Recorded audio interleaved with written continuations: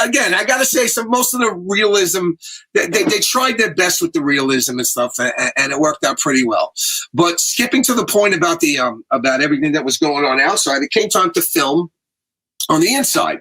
So I get invited to come and see this, and I remember I had my father's car, and that night I couldn't drive. My father was out, so I had to take the N train from my house to 8th Avenue.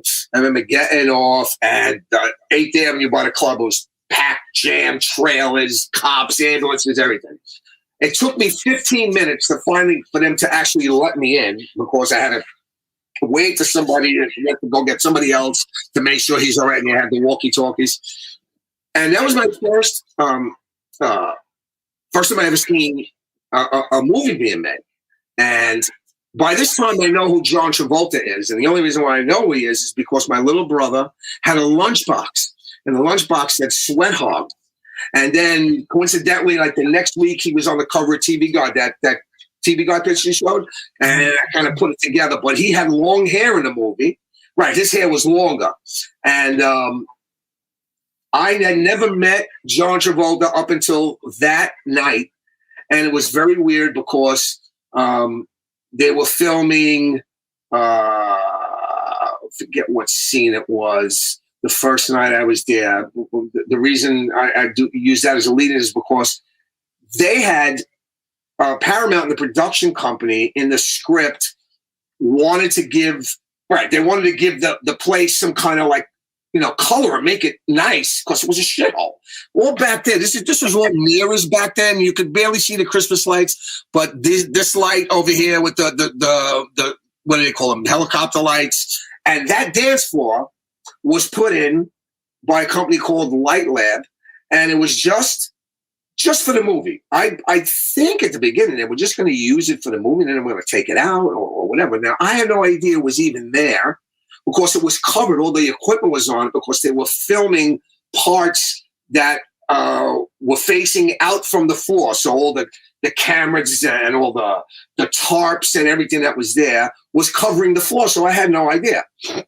And I'm in there watching this filming and all of this stuff. And the next thing I know, Chuck comes up to me and says, "You want to meet John Travolta?" I'm like, well, okay, fine. I walk up to the stage, and he's sitting in a chair on the old bar stools, and they're putting makeup on him. He's got the white suit on. And I mean, I wasn't starstruck because I really didn't know him. I mean, I knew, but once I got closer, I realized it was him. And he says, "John, this is Ralphie. He's the DJ." And he goes, "Oh, hey, how you doing?" And I says, "Wow." I says, "You got to cut your hair for this." He goes, "Yes, I'm still getting used to it." And he goes, "You're from Brooklyn, right?" I'm like, "Yes." He says, "You're going to be around?" I'm like, "Yeah." He says, "Do me a favor. If you hear anything in my dialogue that sounds weird, the way I'm saying it, I would appreciate if you would say something." And I'm, really? Okay, fine. Yeah, I never had a chance to. So did you notice his accent sound authentic for a guy from the hood? Well, that was not, but he talked like this. "I'm from Englewood, New Jersey, and, I used to like to do this, but not Brooklyn, so far." That's why when I heard that, I'm like, okay, I would think he's going to, that's why I said you're going to change your accent because I didn't hear any dialogue yet. And the only dialogue he had to pair was when they asked extras. And Chuck goes, remember, they were there the whole week before. And Chuck is already in the movie. He's in the corner. The father's in the movie over here. And he was a bouncer here and all that. I think we got Chuck's picture with you and Roman. Let's see. There you go. That's right. Yes. That's Charlie the owner next to me. Charlie's left to you. Charlie's to the that's his father. Right. And that's DJ Trophy. Chuck's the tall guy, and Roman Ricardo. Roman Ricardo ended up doing really, really well for himself. Worked with Vito Bruno. He produced Noel, Silent Morning. He played at 1018 years later. Roman was a good guy. Yes. And he was Chuck's friend. And every once in a while, he will come and play. But he comes into the picture a little bit later. But I want to show Chuck just so people can see. Yeah. So Chuck was like a really cool guy. He was But see, let me ask you something. Did Chuck realize, like you're not starstruck at all? Was he calm and cool about this whole thing? Was it more about money for the club? There you go. How about this? Try to picture this. Nobody, even Travolta himself, I believe, I mean, I didn't ask him, but had any idea. No inclination, no, that's going to be good. It was just zero. all these Zero. Not even zero. like, maybe Zero. this is going to be big. Zero.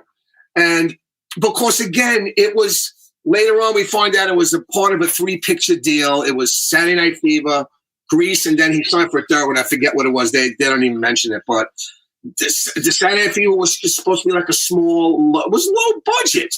If you look at the movie and see how that was shot later on, you know, when you start looking at movies, you kind of get it. I mean, the lighting, the takes, the cameras they used, looking at a high budget movie, you could kind of get it. But then I wasn't smart enough to look at that, and never did I think to look at that. But I guess everybody had to do what they had to do. Why would you? You said this is the first time you ever saw a filming. Oh, yeah. So anything that you're seeing done looked like a real. Yeah, it's great, you know. And to me, you got to remember, they had a crew. There's lighting technicians, there's riggers, there's the microphone people, there's all that stuff that's there happening all the time. Action, clip. Exactly. Actually, I had that thing. I'll explain it. Clapboard. Yeah. So it was again, it was kind of cool. I would stay. They would start filming in the club about early in the morning, and they would finish really, really late at night. And I think I would leave like 1, 2 o'clock in the morning, whatever. Or maybe I get lucky, somebody drove me home. But the next funny thing was they had asked for extras. Chuck says, you want to be in the background. You know, I'm in the background. My girlfriend's in the background. This is in the background. Again, remember, I didn't see, these were things that were in the can already. I didn't see any of it. Side of the dance floor. Yeah. You were in the background by the mirrors, right? No. That's Alex. That's Chuck's cousin. No, but I'm saying is, as far as backgrounds that you guys were filming, you were in the club on the walk. Is that when he Right. They were filming from that wall looking to the a matter of fact, let me see where I am. Yeah. So hold on, let me get my finger. So they were filming, the camera was this way. Was pointing that way. No, I'm sorry, pointing towards the girl, pointing towards the red dress from that corner. So that's why the part that I had seen, the dance floor was covered. They weren't using that room. They were using the room as a way to get the shots from. They were focusing in on the hallway, the doors in the hallway. No, the floor, the 10th floor was pretty level, right? All of a sudden, it was level on the floor. Yeah, it was a regular level. Yeah. So now you come into work, you see the floor was raised, right? Yeah, but I only saw that after. I think the first time I was in there and I got in that background part, I never even knew that floor was there.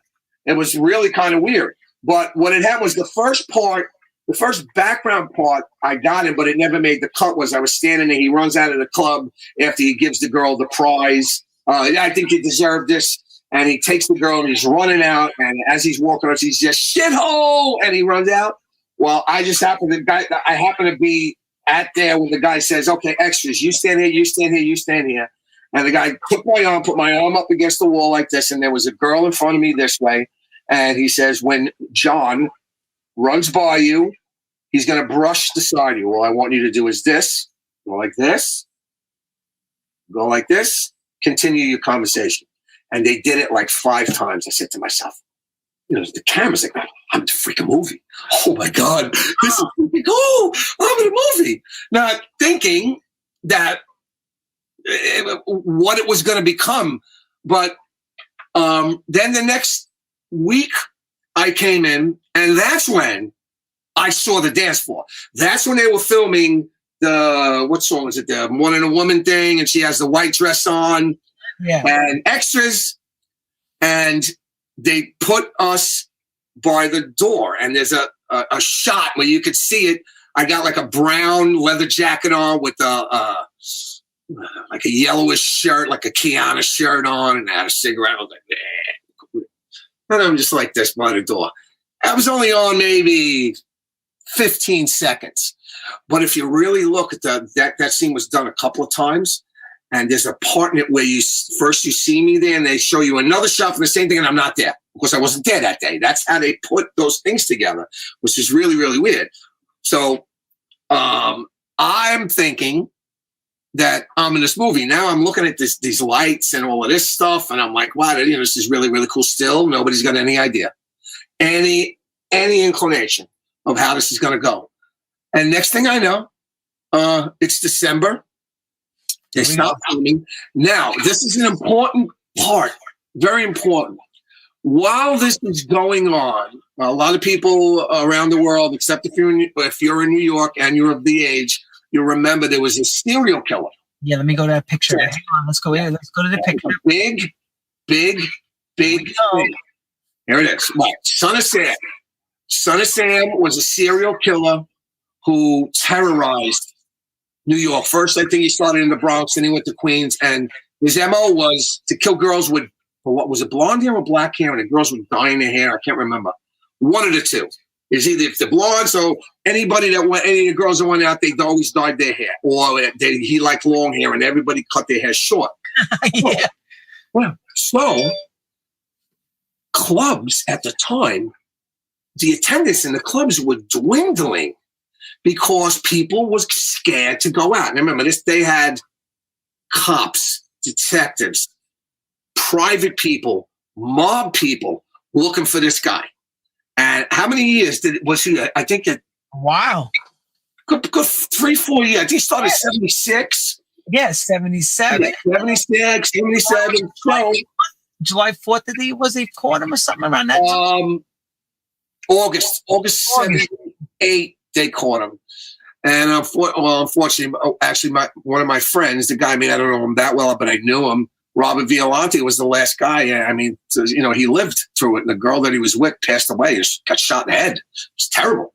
But that was, clubs were kind of weak. So when they closed 2001 down for the filming, I remember, actually, that was another thing I had.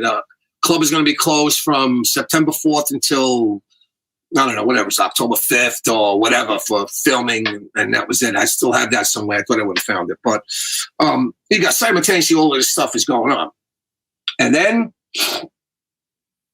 I come to work one day, and Charlie hands me the flyer, and he says, okay, announce this. And now people are starting to come back. The people that used to come to the club now notice this dance floor. And it was just, what's this thing? It's great. They're filming a movie here. Still, nobody has any freaking clue what this is going to do. It's just, okay, a movie, great. And if you look at the writing on this thing, admission, $10. You had to wear a suit jacket.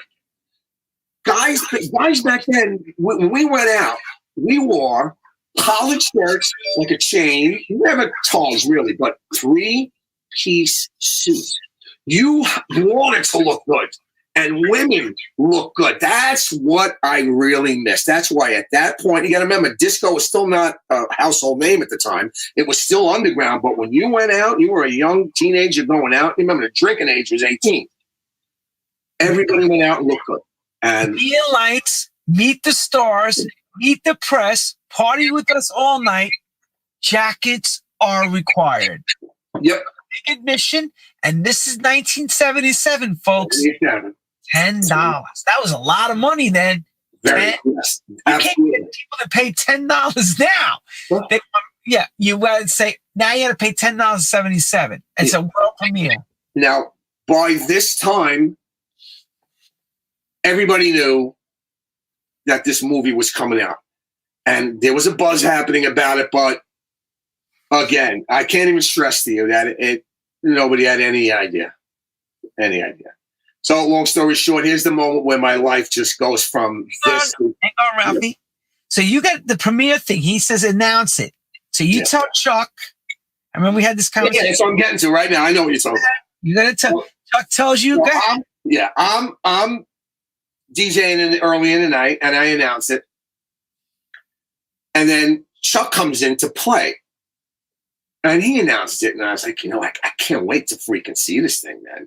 It's going to be cool. I mean, I can't believe I'm going to be. You're excited. You're going to the premiere, right? You're going to the premiere. Yeah, I'm getting dressed. I got it all. I'm getting a haircut. I'm doing everything. I can't wait.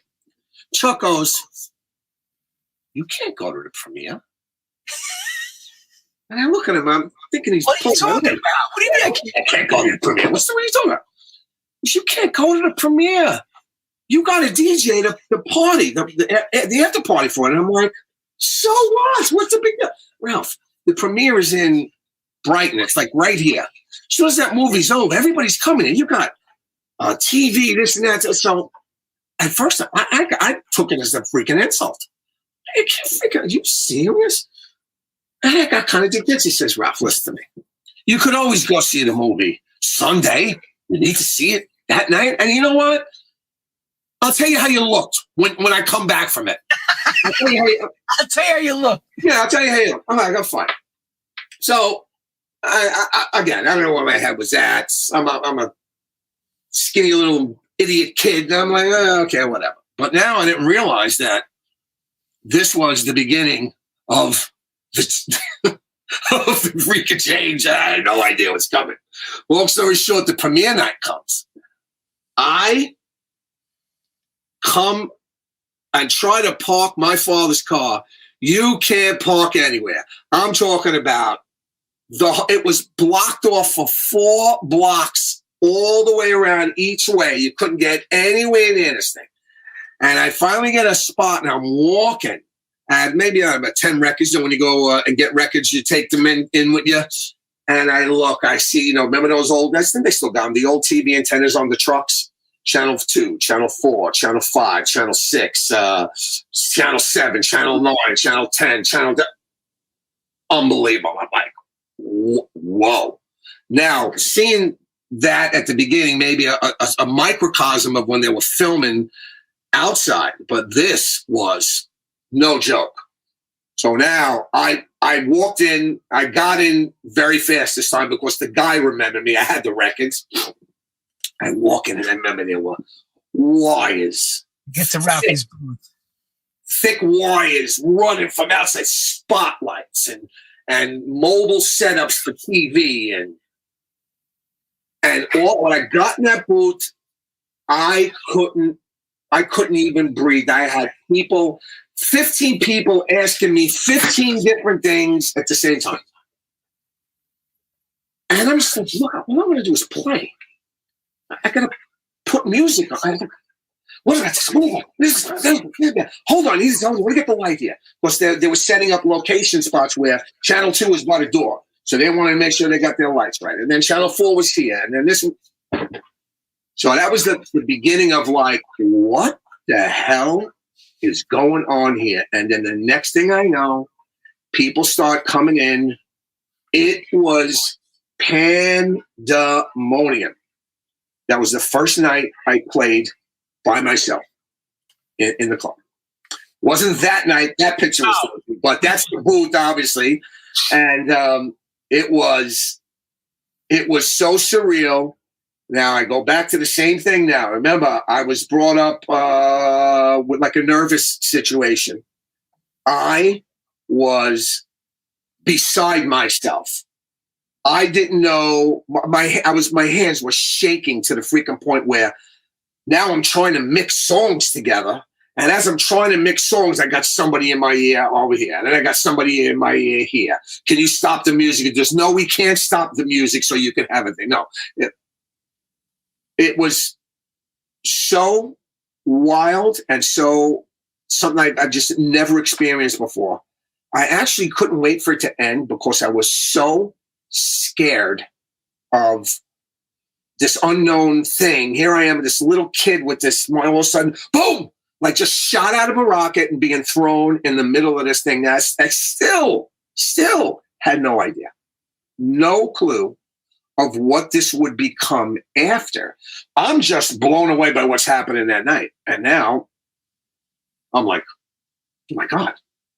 And a lot of that night after was kind of a blur, but I remember the next day, my phone was ringing off my aunts, my cousins, the guys down the block, this, that. I saw you on TV because like the film, they would sweep it and they would come up to the booth and go like this. And that film exists somewhere. I know Chuck had it, but unfortunately Chuck passed away. Somebody's got it. Maybe I got to ask Denise if she has it. But just like I was one person and then I transformed into another. And I didn't know how to handle it. And that was a really bad part about it because, what do I do? Now this picture is actually a year later when I was named DJ of the Year 79, but a lot of stuff happened in between that. I mean, I must look like, really cool. I'm happy and everything, but yeah, there you go.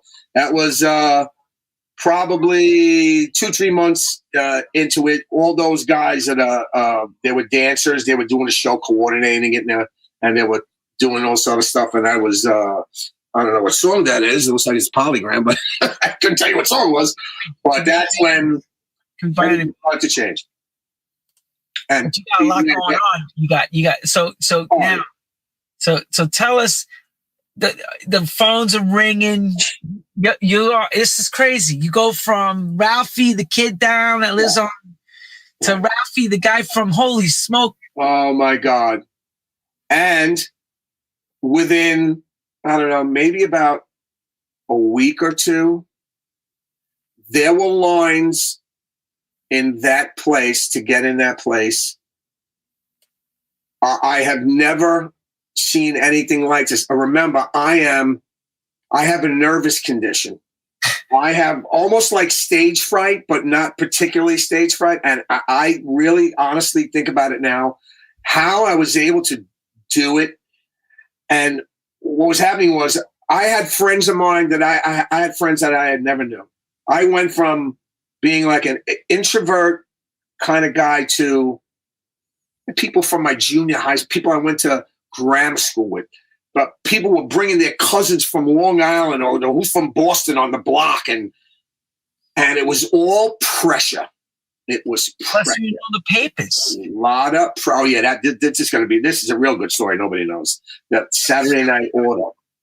Anyway, we're in 1978, and this thing is happening. Now I joined the record pool.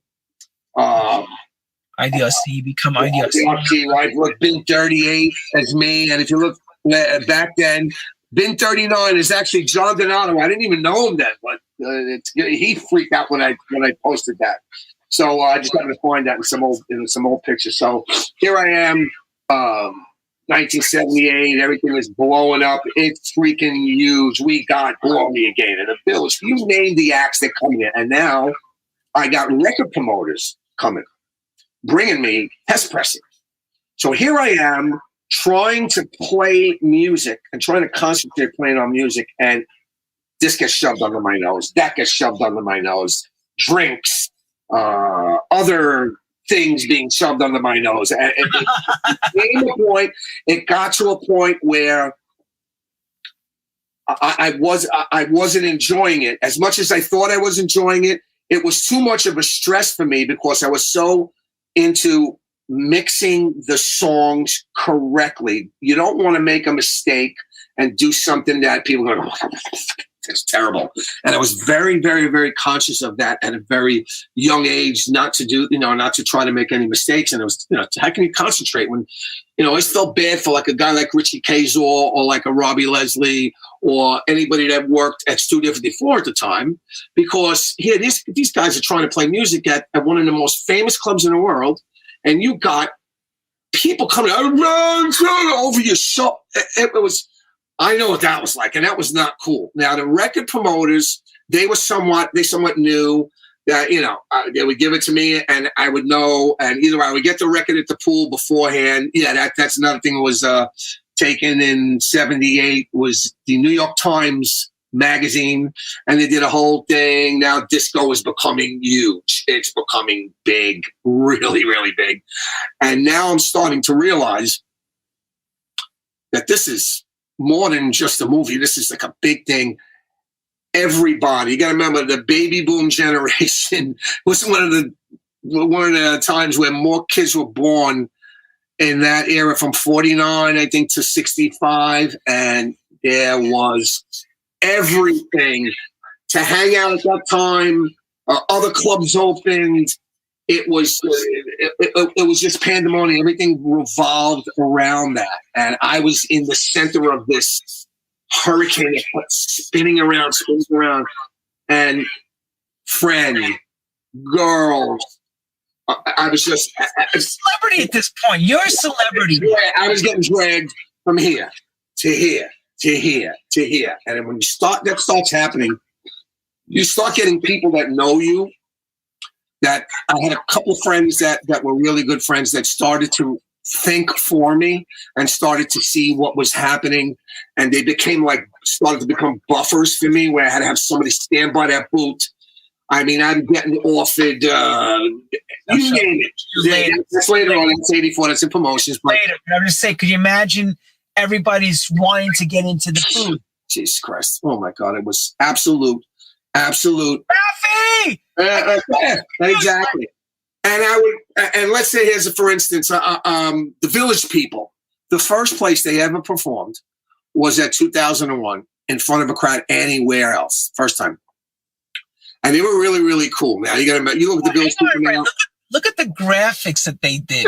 Parker. Yeah. No, that was probably Charlie who wrote that. They kept the top and they just changed the middle, the Village People. And next week it was Gloria Gaynor or whatever. Scissor cut, put the new part, and they went the Xerox machine went like this. Yep. Turn themselves. And they just go like this. That was it. Exactly. And those are all over the walls. And then they put it on the walls and on all the telephone poles in the neighborhood. Yeah, that was it. And that's how they promoted it. And look at this number. SH5. Yeah, 9611, yeah. Because that area in Brooklyn where the numbers would be on the rotary dial. Yeah, that's right. Crazy. S was, I think, 7745. I can't remember. I think it was, 7. Yeah, it was 77. Yeah. So now my life is changed. Now I'm not that skinny little you're a movie star. Introverted kid. But yet, I have to bring this up because it's part of my life. I was depressed. I grew up depressed. I had a chemical imbalance in my body from being just being a little kid and being yelling, screaming, all that stuff. There were certain things that I couldn't do. When I would have a nervous situations, I would get panic attacks. At 14, 15 years old, panic attacks. And here I am in one of the most famous clubs in the world in front of all these people. And I'm trying to do this now. What kind of subdued the panic attacks was that I had to concentrate on the music. When I was concentrating on the music, it was okay. But when I would pick my head up and go to change the record, I don't know how to this day. I don't know how I did. I really don't know. But it became, after a while, it became a like second nature. So I had a gatekeeper and everything was cool. But getting back to the Village People, this club is packed, and now the DJ booth was behind the stage. So when right before the show goes on, people that are dancing want to come up to the stage and get a good view of the stage. And I'm playing. I got my head down, and my friend, I remember him leaning up to me, and he goes, "Look at all these girls." And I remember picking my head up, and the whole front, like this. People like this. Look at. Now, I'm like, that's when I kind of got it. And when the show would go on,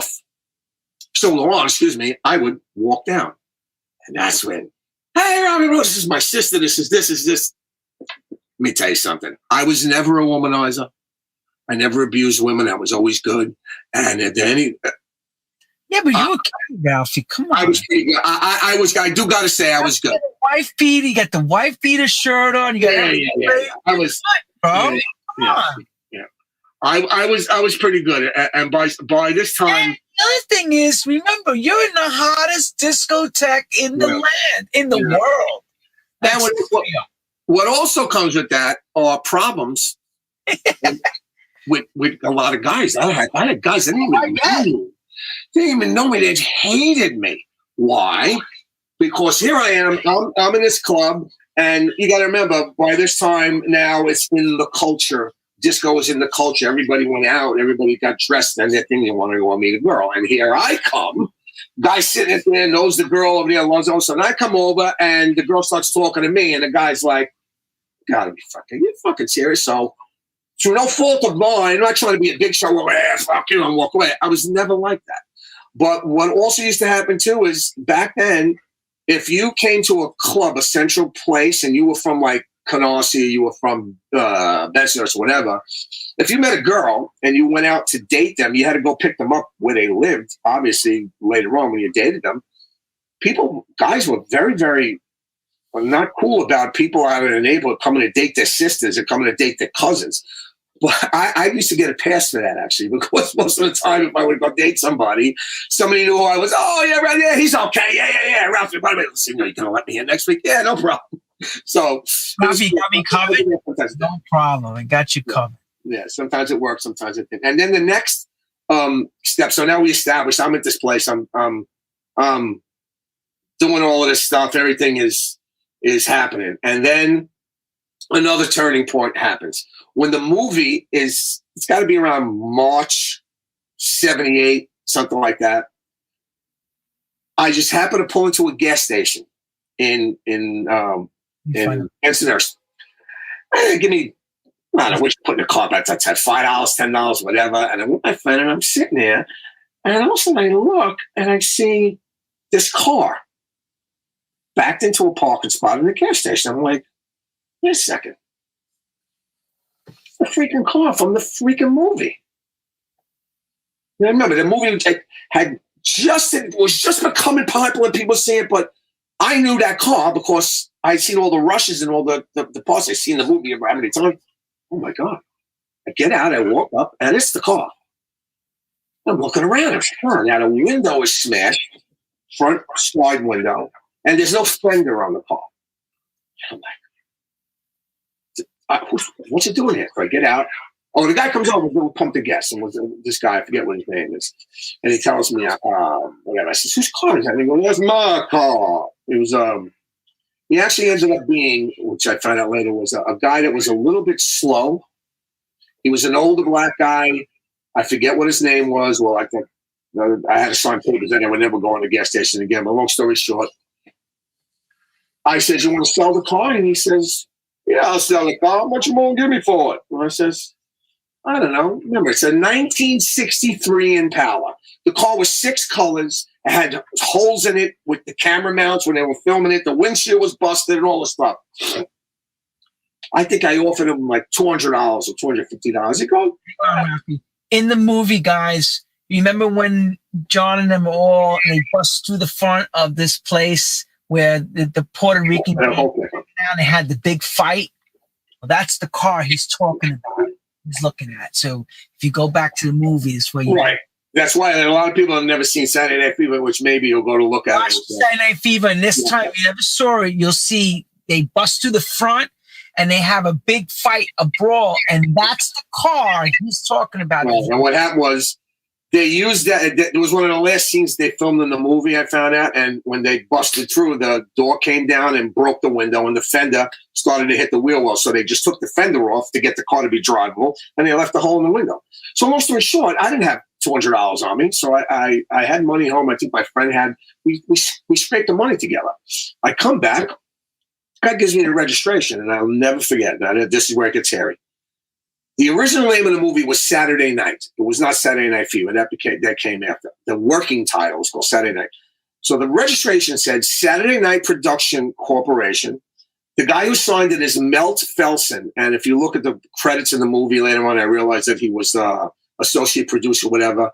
And the car, I found out, unfortunately, later on, was insured by Lloyd's of London for like $3 million. You know, it's a movie. Carter McGuff, they run somebody over, so they needed the money to have it insured.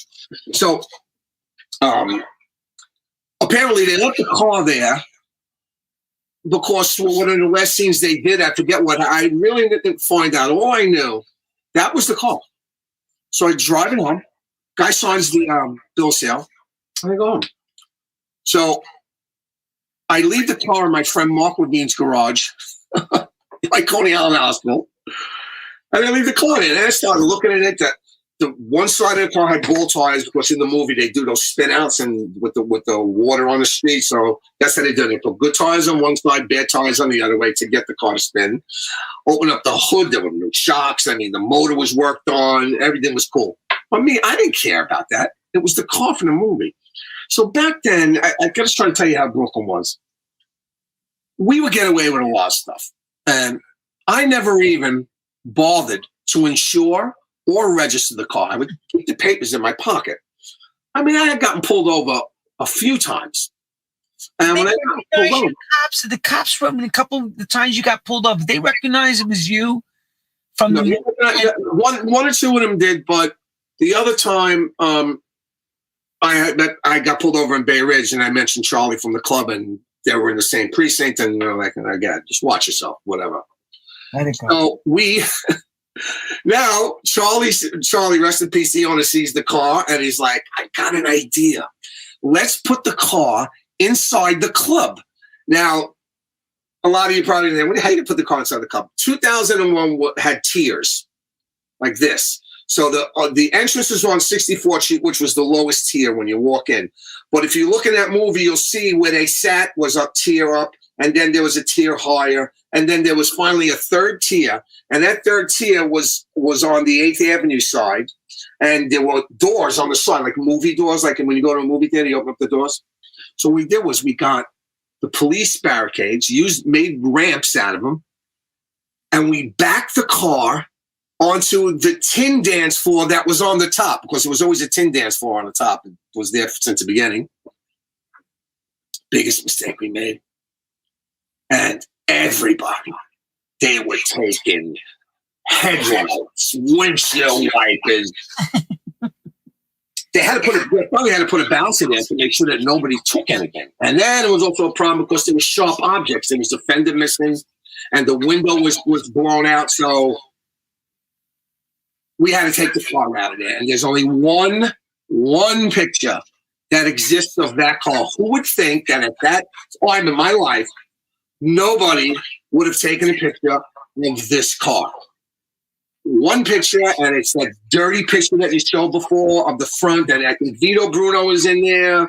Yeah, that picture. And you can see the left side, there's like it's a tablecloth over the fender.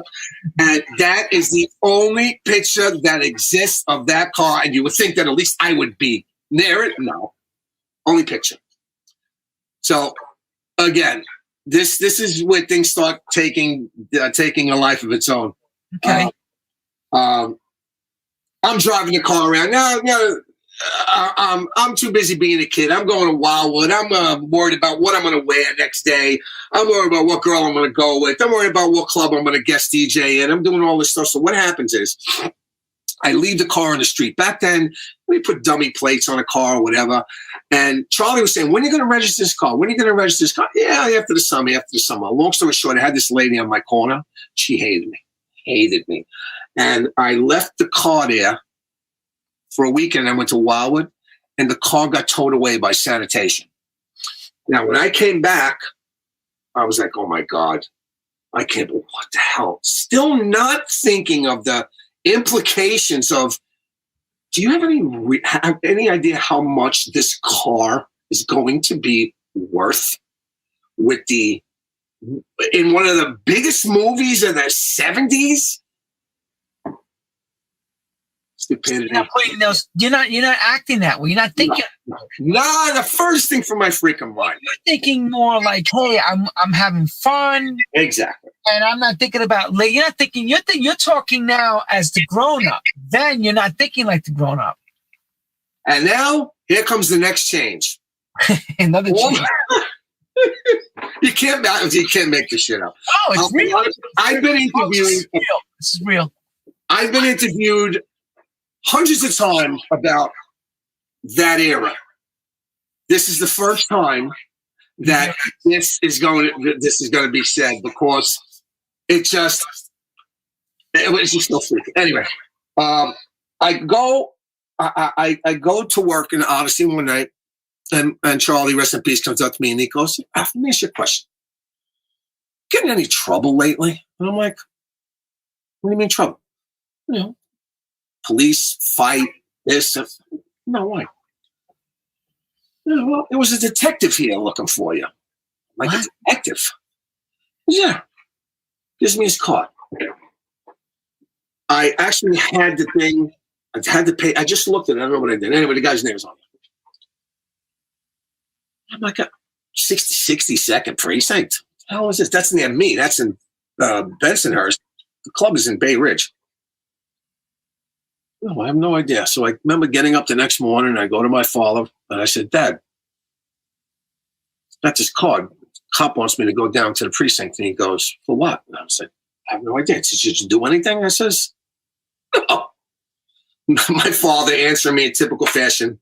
Yeah, okay. Yeah, you didn't do nothing. That's the way my father was. But by then I was a little bit older. I wasn't really scared of him at the time. So he says, I'll go with you. We go down to the 62nd precinct, walking in. Detective's upstairs in a room. Okay, I go with my father. We sit in this room. Detective comes in. He goes, you know why you're here? I'm like, no. Okay. He goes, did you buy a car from somebody? I'm like, yeah, it was a couple months ago. Why? Well, there seems to be a problem. I'm like, oh, what's the problem? You never paid the guy and you stole the car. He's talking about you never paid the guy, stole the car. Here's the bill of sale right here. No, wait. How did I had the bill? I think I knew. I can't remember because I had. I wouldn't have. It's contradicting myself because I wouldn't have had the bill of sale. Oh, I had the papers of the car in my pocket for whatever reason. Asked me to go back and she said, "Oh, I should have never said that." I can't remember, but anyway, I had the papers. I mean, if I went to get them, huh? Wait, you didn't have the papers when you went with your father because you didn't know. No, I believe I went home to get them. Okay. My father stood there. They know I'm not leaving. My father's there. And I come back and I bring the papers. An envelope, bill of sale, registration, a new registration where you got to fill in the green one, and I had filled in. And he goes, that's all you got? And I'm like, yeah, why? And he goes, well, according to blah, blah, blah, you signed his name. Whoa. Wait a freaking minute. You're telling me that this guy is saying that I took this car, he gave me the papers and I took this car. So why would I do that? Doesn't make sense. He says, I'll tell you why you did it. Because we know where the car came from and we know what the car's worth. You said you paid $250. That's when they told me, you realize this car was insured by Lloyd's of London? Do you realize that this car was in Saturday Night Fever? Well, of course you do, because you're the DJ there. That's how I found you. That's how we know. Now, everything is pointing to me. And if you look at the cop and what he's saying, I'm like, but that's not the way it happened. He goes, hold on. He leaves, goes in the other room. The guy who sold me the car ends up being simple-minded. He was a worker that worked for the guy. They just left the papers of the car there. They didn't give, they just left it. I don't know if they were supposed to come back for it or whatever they were supposed to do, but that was never his car. He took the money, put it in his pocket. Put the money in his pocket. Now, my father, you stupid freaking moron. Oh, in front. Now, my father is cursing me in front of the detective. I don't mean to laugh. Excuse me. I don't mean to laugh, but I know this is not a moment you go. No. Now it's getting serious because the detective comes back and he says, well, there's a very easy way out of it.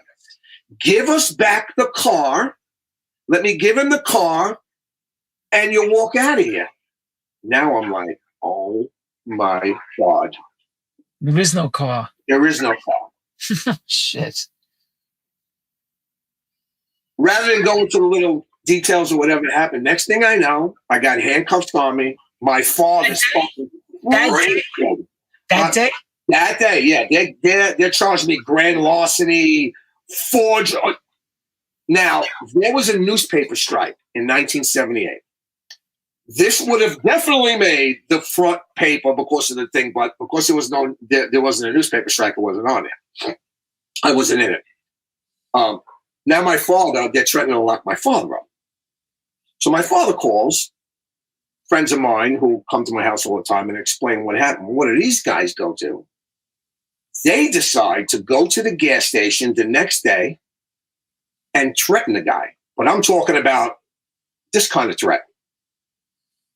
And if you know how Brooklyn was back then, it should have been taken care of and should have ended there, but because of the car, where the car came from, and we find out that somebody had offered this guy like $25,000 for this car. So it was all about the money. It was irreversible. So I end up going through the system, I had to sleep in a precinct. It was really, really, really, really bad. But now my friends get arrested. I make night court. They don't. They're in Rikers Island for 3 days because it's a Friday. They come out on a Monday. Oh my gosh! Now, this is my first offense. So it's a long story short. It cost actually Charlie, rest in peace, the club owner, paid for my lawyer. It cost at that time about $7,500 or $8,500. Like 70 grand. Oh, to go and do this, and I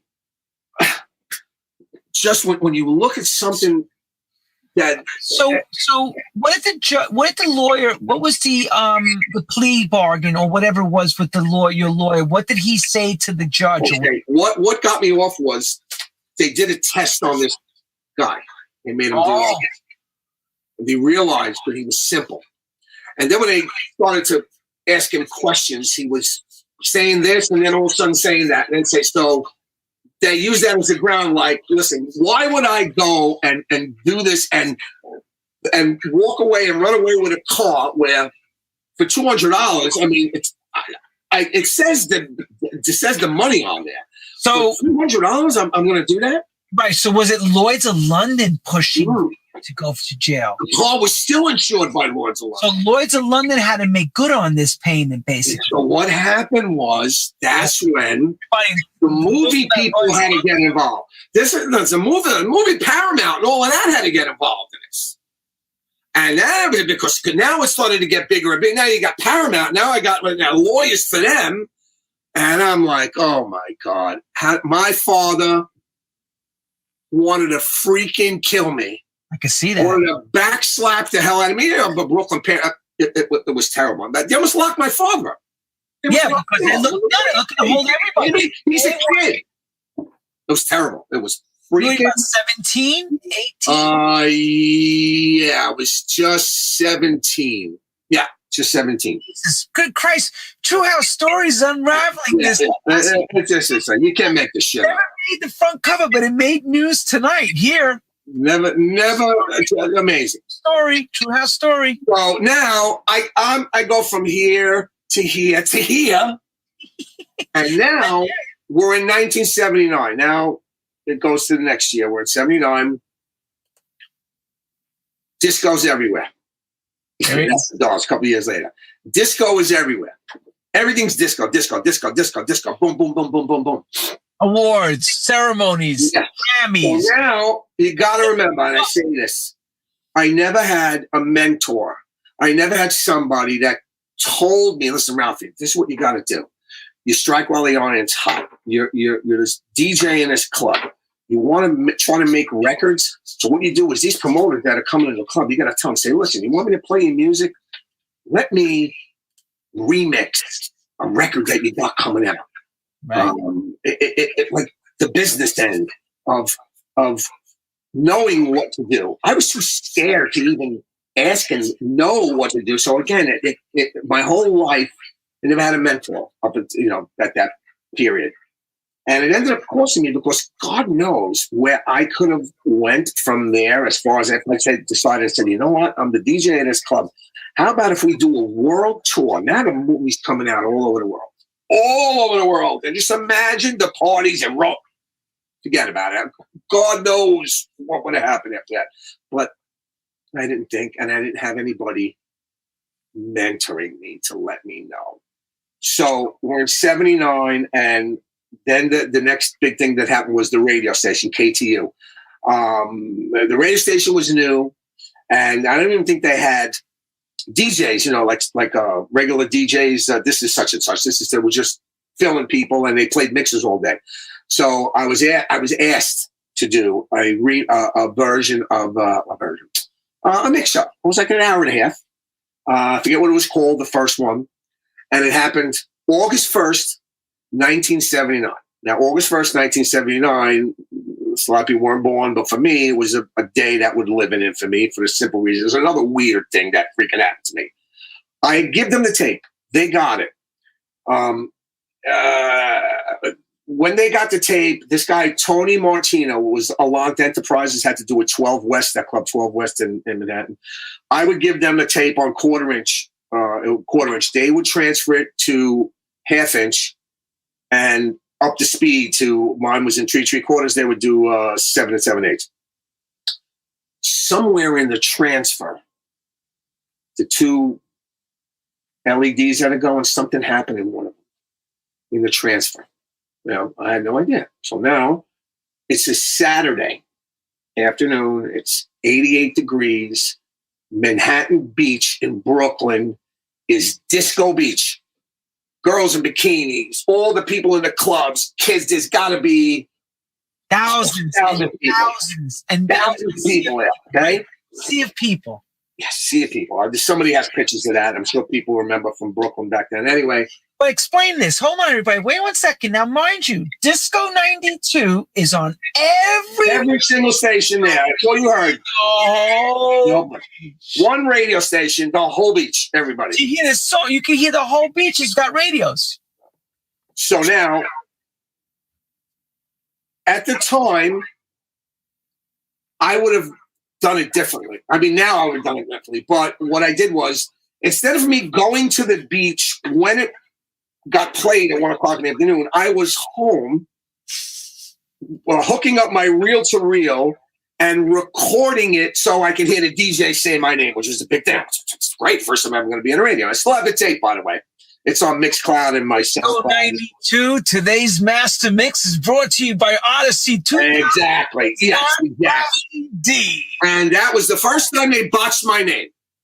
And they said, ladies and gentlemen, we have a special guest from 2001, Ralphie and Diego Agostino from the Agostino. Ralphie Dee, because Castino. Jesus Christ. The tape plays. And next song, the mix is good. Second song, the mix is good. Third song, the mix is good. Now, I'm in my house, and I just imagine everybody on the beach, everybody had it on. All of a sudden, the song was playing. This time, Baby is playing. Then all of a sudden, I start hearing, which everybody that's listening to is hearing the same thing. And I'm like, oh no, what is that? What's going on? All of a sudden, whoever the DJ was took the record, This Time Baby, and plays it. I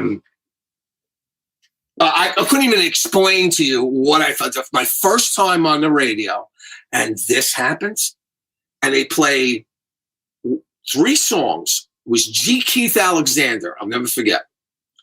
And 3 songs. Voice, bro. He had a golden voice, though. He was a dope man. I am so freaking disgusted at this point. And then in the middle of like the third song, they put the tape back when it was the second side. And it was okay, I'm sorry, there was something wrong with the tape. That devastated me because I told you the mix is gotta be good. It's just gotta be right. And here I am, there's millions of people listening to this. They don't know. They think it's me that I'm in the studio playing. I'm doing it right there. And it's me that's messing it up. What happened? We heard you. Oh my God. I got to the beach about 3 o'clock. And what happened? Well, I was out. But you got to remember now, here I am walking to the beach. I was just on the radio. That feeling of being different than everybody else was so euphoric of what I'd just done, but yet in my insides were like this because I knew that there were people that didn't like me because of that. And I still, the nervous feeling and all of that kind of stuff. So I had to deal with this shit. And it was really, really bad. And that was like a great thing that happened here. I was like, oh, it's great. All of a sudden I went, so here you are, like looking hot, Yeah. Outside. 79. You're looking. Roseland, I won the DJ of the Year thing. I got the trophy, and I look great, and I'm smiling here, but inside, I was a messed up kid, man. You're dying inside. Yeah, I was dying inside. It was terrible. That was the beginning of, not the beginning, just being in the middle of the depression. So then there was the funny kind of things, which I just go to think of, like if you're from New York, you know who Crazy Eddie was. Crazy Eddie was a very, very big electronics store, and we had, after the movie came out, they finally changed all the changed the turntables. They bought 1800s, and they bought that. So we bought it all at Crazy Eddie. So they decided to film Crazy Eddie. It's insane, and they did this commercial. It's really inside the club. And that's the guy, Dr. Jerry from Disco 102. He was the Crazy Eddie guy. These prices are insane. And we can't play the music now because they'll probably take it off Facebook, but I'm in the background. All my friends are in the background. This was like a Saturday afternoon. And this was like really cool. And if you really watch it, it's just making fun of, obviously, the Saturday Night Fever thing. And it was all about Crazy Eddie. And you'll see, it's Crazy Eddie. His prices are insane. It was just, this was something that was freaking hysterical. Oh my God. That is freaking the 10. Let's see. I think it says it. Crazy Eddie, right? Doesn't he say it? Yep. Yeah, Crazy Eddie. His prices are in Crazy Eddie Fever. There you go. So, things like that. And by this time now, 79, you're looking at, now things are starting to get a bit uncomfortable. Now all these clubs are opening, and I'm doing this Disco 102 thing. I was on the radio again, and finally, thank God, at least the next time they didn't have a problem with the tape. But things are starting to get hairy, and this is where, again, you got to understand, this is a microcosm of an area. This whole Saturday Night Fever thing only lasted about 2 years. So if you go to days, it's 300, like 600 days or whatever, 24 months, 23 months. But the things that happened in the 23 months, all these things are happening, but yet I'm still not right in my head, not knowing where am I going from here? What am I doing? What do I want to do? Until the mixed shows happened, and then I started to get getting into like doing remixing and stuff like that. And if I could do that, that would be great. But again, I didn't have anybody to go up to. I didn't have I wasn't friends with like a Jelly Bean. At the time, a Jelly Bean, if people know, Jelly Bean was like, what he was able to do, that guy did it right.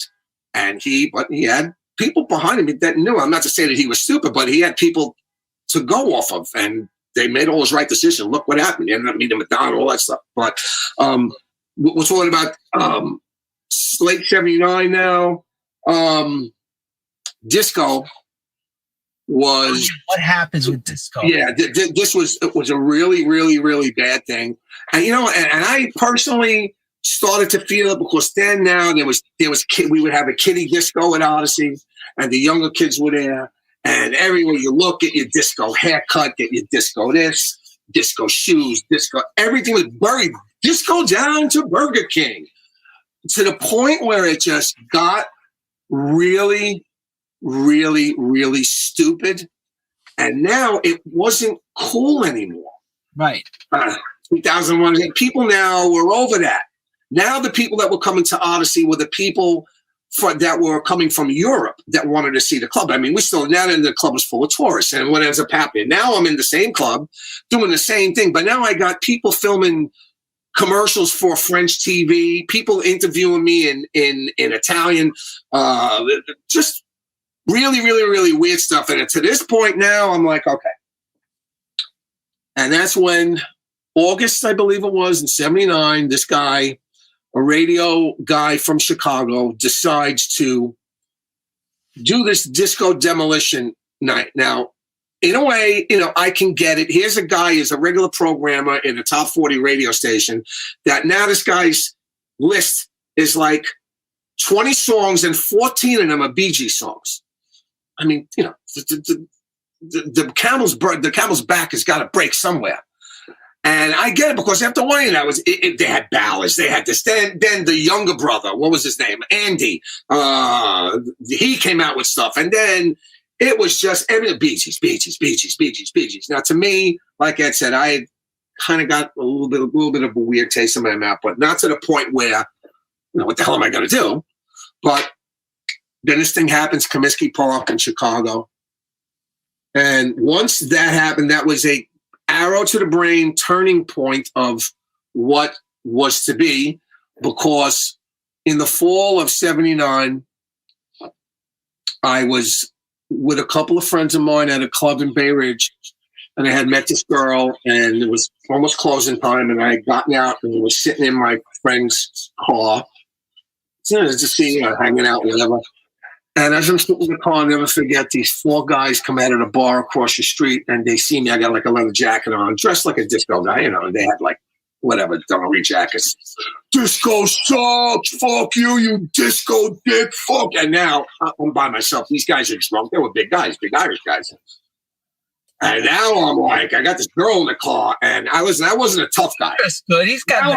I got to hunker down, and I got to protect myself and this fucking girl from catching a fucking bin. I was going to catch a fucking beating. And like magic, I go to get out of the car. My friends are turning the corner. 5 of my friends are coming towards the car, and they see this. Let me give you the G-rated version of this, how this went down. The clean version. Put it this way. If you would have done what they did to these guys, you'd be in jail today. You'd be in jail. Your life you'd be in jail for the rest of your life. I mean, these guys got really, really hurt. But back then it was a different thing. And it was every man for himself. And how it happened was that was where it started to really get bad. Now, you know, should I keep my hair like this? Should I wear this? And that's when the backlash started to get to the point where it started getting into the radio stations and this and that. Now the music that I'm playing is starting to change. And all of a sudden, 1980 was starting to change. And at the end of 1980, I had the show on KTU. It was once a month. It was called Studio 92, 3 hours, and it was still disco music. And you're looking at all the late disco stuff that came out. But now you got Billy Joel, you got the B-52s, you got Blondie, you got this. So now they're saying, you know what, Ralph, at the end of the second hour, can you do like a new wave set? So now I start seeing that's changing. And, you know, what am I going to do? You know, I couldn't.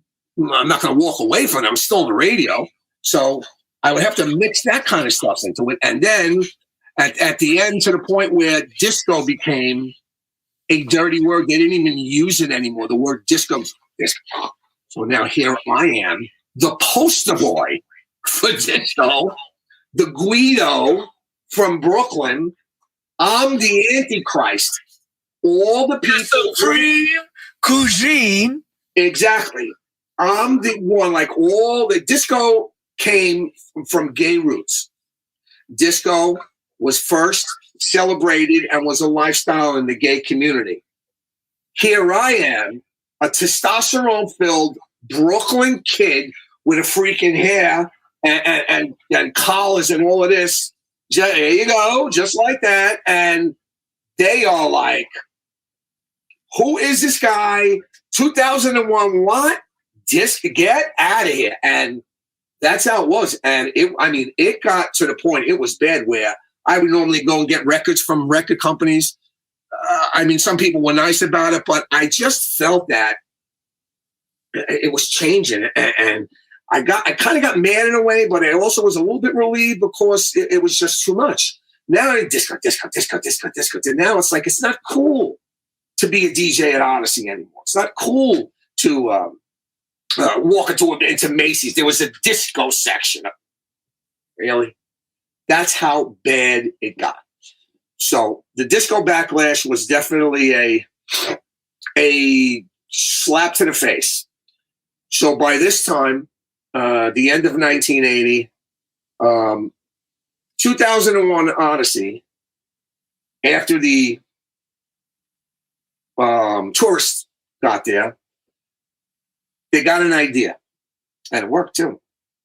They decided to do an all-male review, male strippers. It was never done anywhere before. It was I'm telling you, it was the first place to ever do it. Like a chip in the space of the chip. Yes, exactly. And first time ever in New York.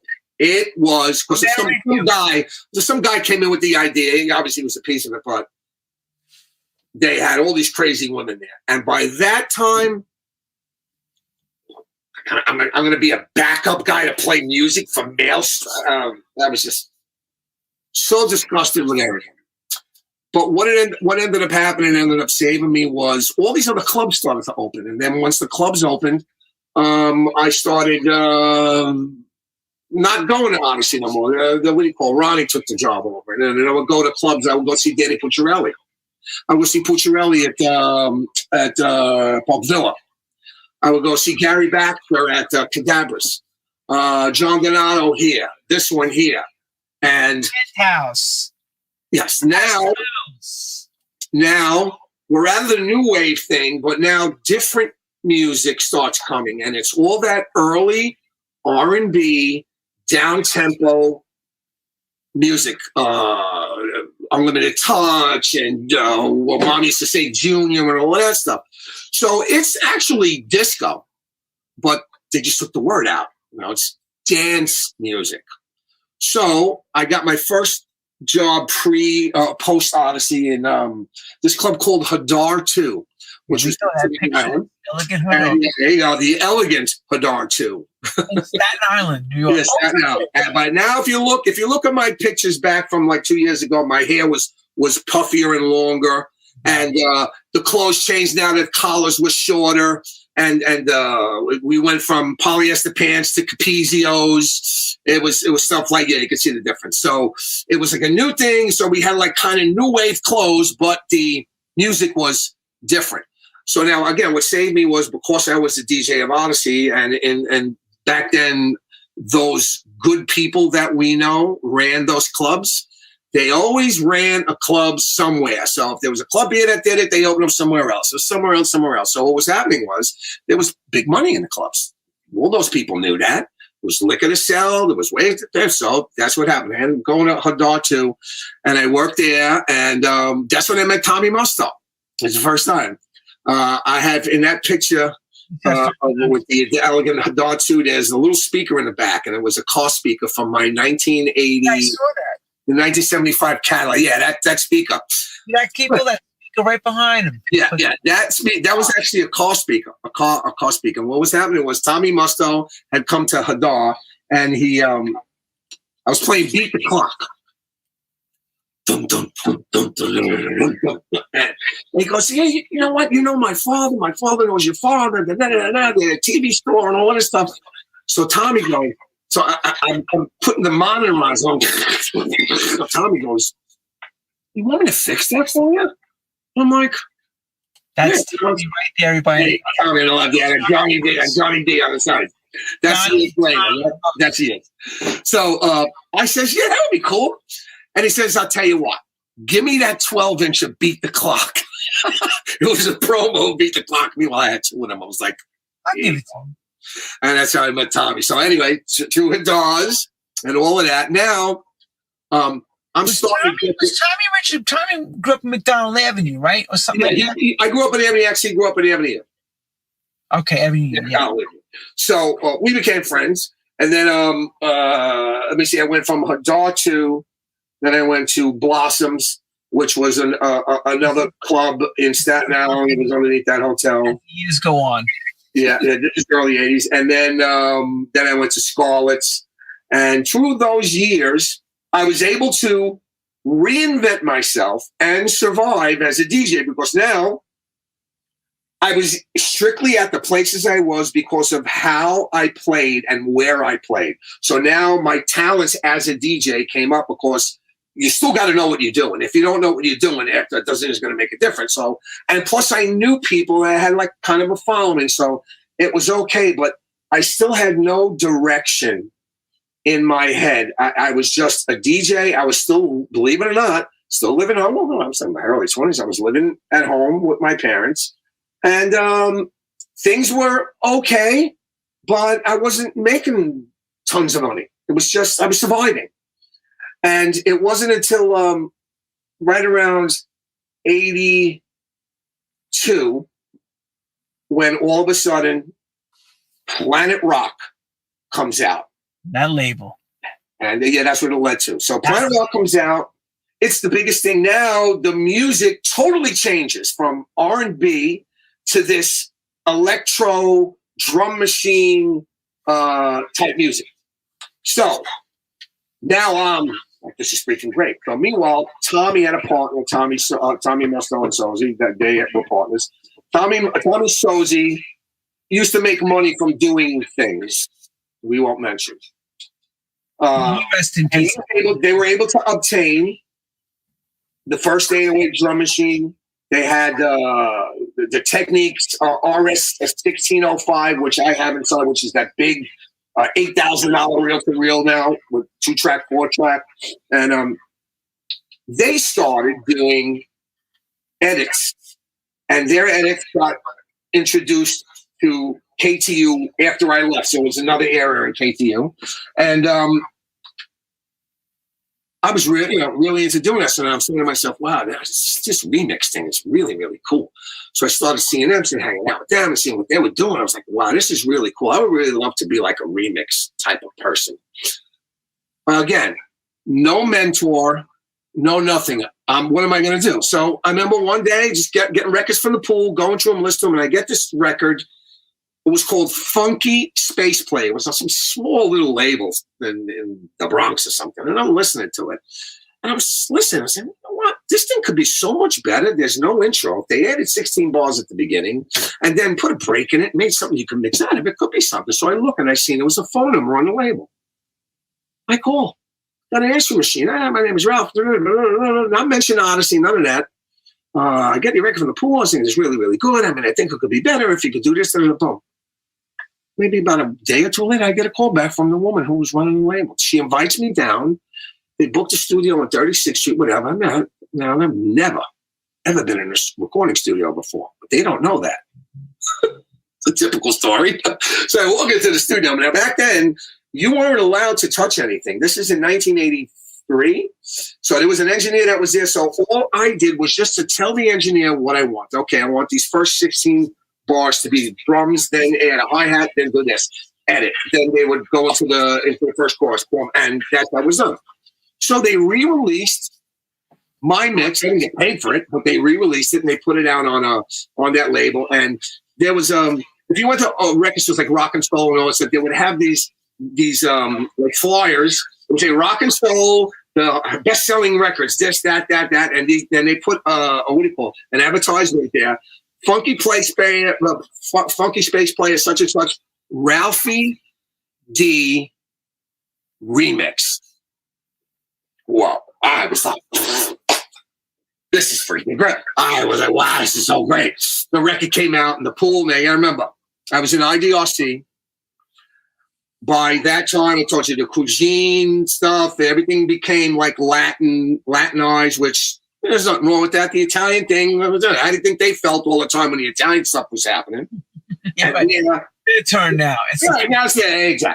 So, I changed pools because it was just becoming, I'm the Guido in there. These people don't like me as it is. I leave. I go to a small pool in Brooklyn, and it comes out. And then I kind of like got the idea of what I wanted to do. I wanted to be in a studio and stuff. And this was Jelly Bean time.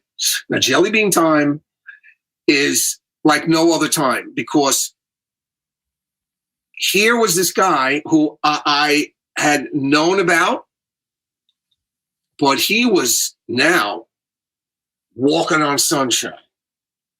All these records are coming out. His name is on it. And he's playing at Xenon. He's playing at all these places. And I was like, wow, I would love to do that. Now I think if I become a DJ in these places and I do it, but meanwhile, You think you're going to walk in anywhere and start doing that? I don't care how many 2001 Odysseys you worked. It ain't going to happen.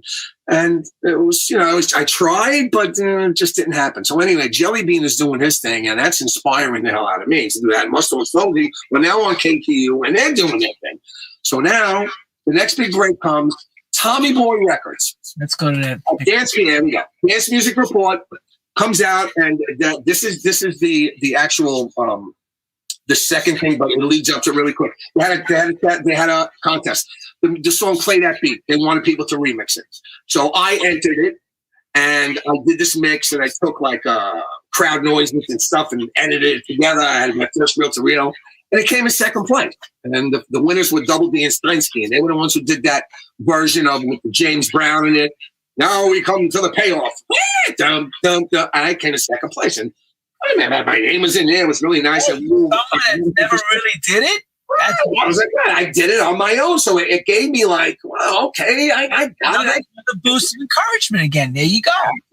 Absolutely. And this is now, if anybody who's following this, life goes like this. Pay attention now, everybody. Sometimes, again, these are things that nobody knows. The next part that happens. So what happens is now, in 83, I went from playing in clubs in Staten Island to this place called The Rooftop in the city. The Rooftop was 2 blocks from the Funhouse. And I got the job through whatever.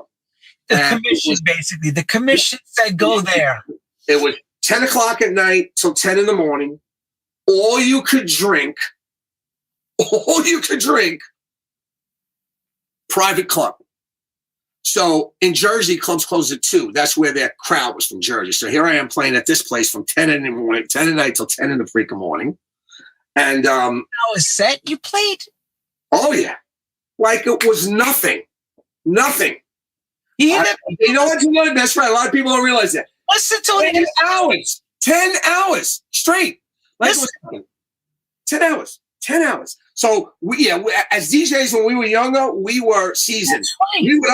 We were doing 10 to 4 every night. And then go to after hours sometimes and do that. Right. And then move on to next club. Right. I mean, we had help with substances and things like that if you really want to know. But I mean, thank God, you know what? I'm lucky. I didn't want to say that.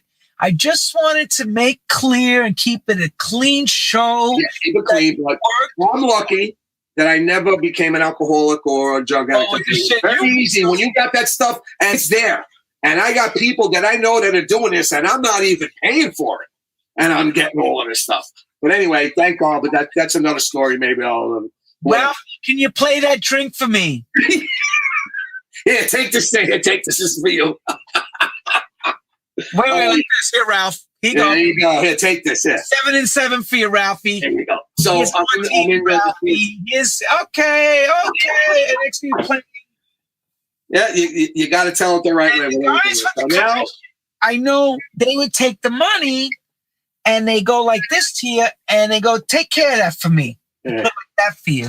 And he says, sure. Oh, man. Forget it. It's like part of the tip. Those tips. I would have like a box that would have a bunch of stuff in there, pills, this and that. I mean, I wasn't a pill guy, but just, you never know. Anyway, I'm in this place, The Rooftop. The Rooftop is a couple of blocks from Brooklyn. Now the Funhouse. I'm sorry. I know this is definitely around the Funhouse because he's wearing Jordache. Yeah. This is the year after.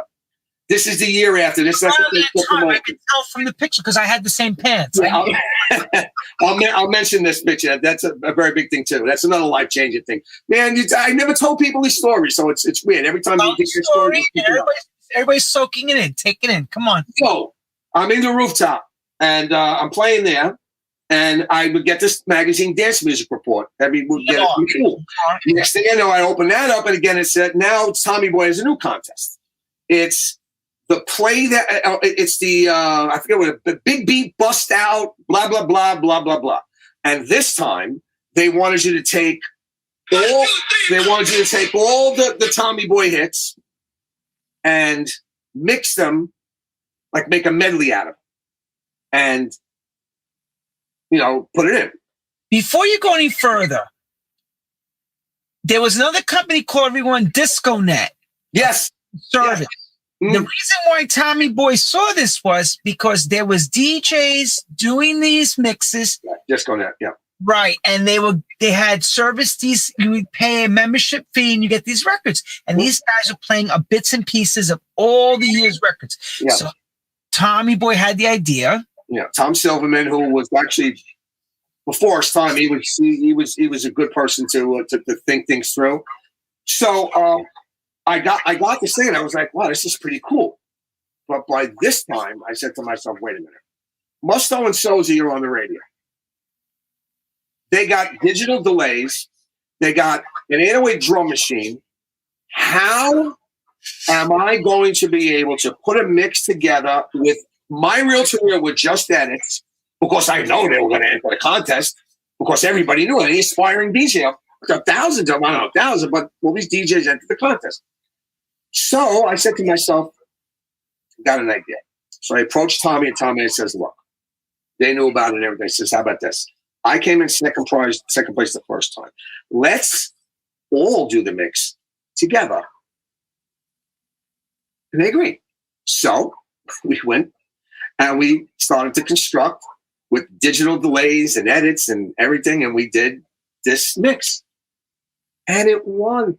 We won first place. And I don't know if the pictures are still, if you got it, that's what it is. That's the promo of it. We were called 3D. Tommy, I think Monica gave us that name or whatever. But the promo 12-inch came out, serviced all the pools. And that was one of the actual album, Tommy Boy's Greatest Beats, was one of the first CDs that came out. So this was like a big thing. I mean, now I'm on, to me, Tommy was a major label. I'm like, great, this is fucking great. Oh my God.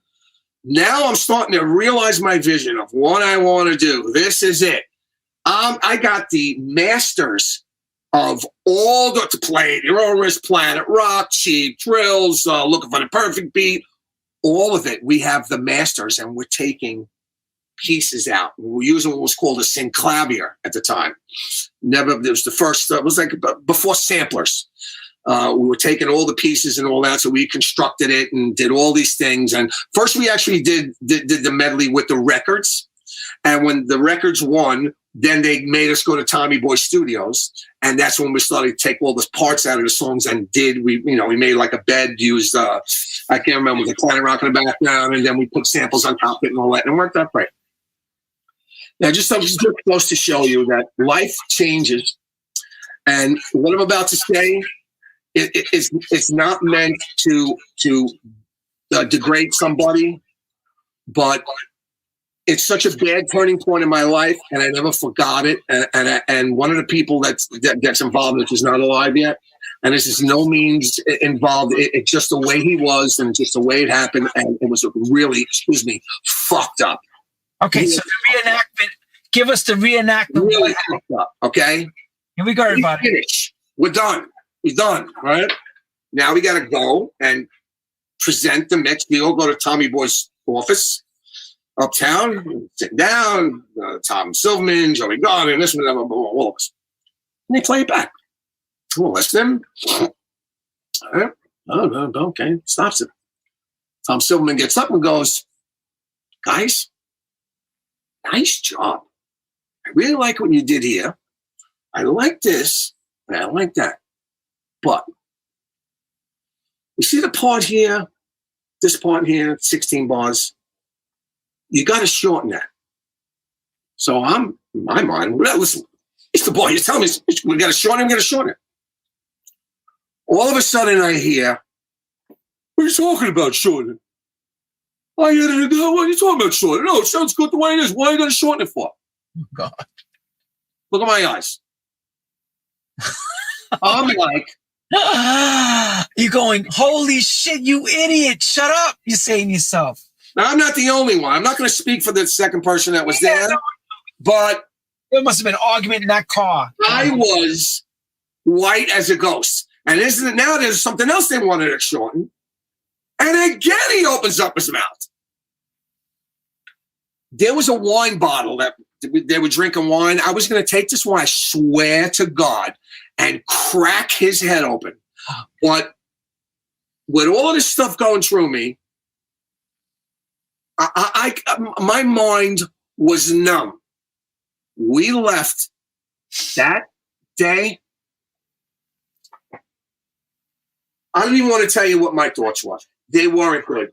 It was a turning point in my life. With this close, a hair, 3 edits away from them using us as their editors, as their mixers. In-house guys. They're in-house guys now. They're in-house guys.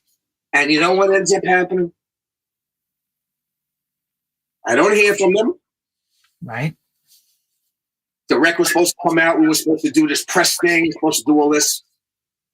No press thing, no. The record comes out. It was supposed to be mixed by 3D, the dynamic duo, Tommy Musto, Tommy Solzi, and Ralph. They put Ralph D'Agostino. My name was supposed to be first because I won, which it didn't really matter. They switched the names, and it was the last time we heard from them. And it had to be one of the worst things in my we're right there. After all the shit I've been through in my life, all this stuff and everything, and I finally figure out what I want to do, and I'm right there through no fault of my own. Bang, that fucking happens. My relationship with the person who said that, which I'm not even going to mention his name. Listen, I understand it happened, but with one swoop of your fucking big mouth, ruined it. So now reinvention again. So now 1984, I start working at this place, Promotions, which is the biggest club in Brooklyn. The biggest, huge freaking place. That was that thing with me. I'm standing there with the dungarees over there. Yeah, Promotions, right. This club. Yeah, so now, yeah, there you go. I'm still trying to comprehend what I was so that they let the air out of my balloon to a freaking point. Now I'm just going through the freaking motions. And you got to remember, I told you I've been depressed all my life. Can you imagine what I feel and what I'm going through then? I may have a smile on my face in these pictures, but inside I was dying. I was freaking dying. I didn't know what to do. Again, no mentor, nobody to tell me, Ralph, listen, take it easy, do this, do that, do that. I just didn't have it. So all of 1984 passes. Let me see. All of 1984 passes. And now the people who ran this place, Promotions, unfortunately, something very bad happened. Certain people ran. You couldn't have a club in Brooklyn unless you knew the right people. So everything was going great until one day some fucking jerk off decides to shoot somebody in the fucking head right in front of the fucking place, in front of 500 people. 500 people were standing there, and this guy walks up to somebody and shoots him in the fucking head. What? Whacked him right in front of everybody? Huh? In front of it had to be about 3 o'clock in the morning. People were still in the club. This is right in front of the boom. Yeah. Over a girl or some kind of stupid shit. It wasn't a mob hit. It was a girl. No, it wasn't a mob. No. It was over a girl. That becomes another. I go from working in the biggest club in Brooklyn, largest club in Brooklyn. We got every act. I still have the reel-to-reels of the acts. Walida Holloway says just stuff that's really good, but it all went to nothing. So the club opened up Memorial Day weekend, 1984, and closed Labor Day weekend, 1984. Only ran 2 months, but it was the biggest club in Brooklyn. They were parking cars in the schoolyards. Yeah, everything was okay until that happened. Now, that was it. Now my records are locked in this club. Labor Day weekend, I'm playing. Cops come in, the State Liquor Authority. Oh, boom. They arrest everybody. I walked out as a patron. I ran out of the booth, so they thought I was just a patron. They locked everybody. They locked the bartenders up. My records were locked in that club. For how long? 6 months. 6 months. Now I got no records. I can't play no way. That's when Danny Cole, rest in peace. Danny Cole and I go back for years and years and years and years, in 79, 78. Like, he worked at Jay's too. And he was working at Plaza Suite. Now, Plaza Suite was another club that was a staple in Brooklyn. It was right around the corner from where I live. And they said, come hang out, come play. So that's what I did. And I went to go and hang out with Danny. And, I didn't have my records, but we made the months went by. And then in between that, I went and did a couple of guest spots. Rusty Yarnum, rest in peace. Great guy. I felt so bad. Passed away. He was working at a club, Key Largo, in Long Island. He got me the job there. And then he played at Ann Vines and all these places. So I would borrow records, play. But I am a basket case, nervous-wise.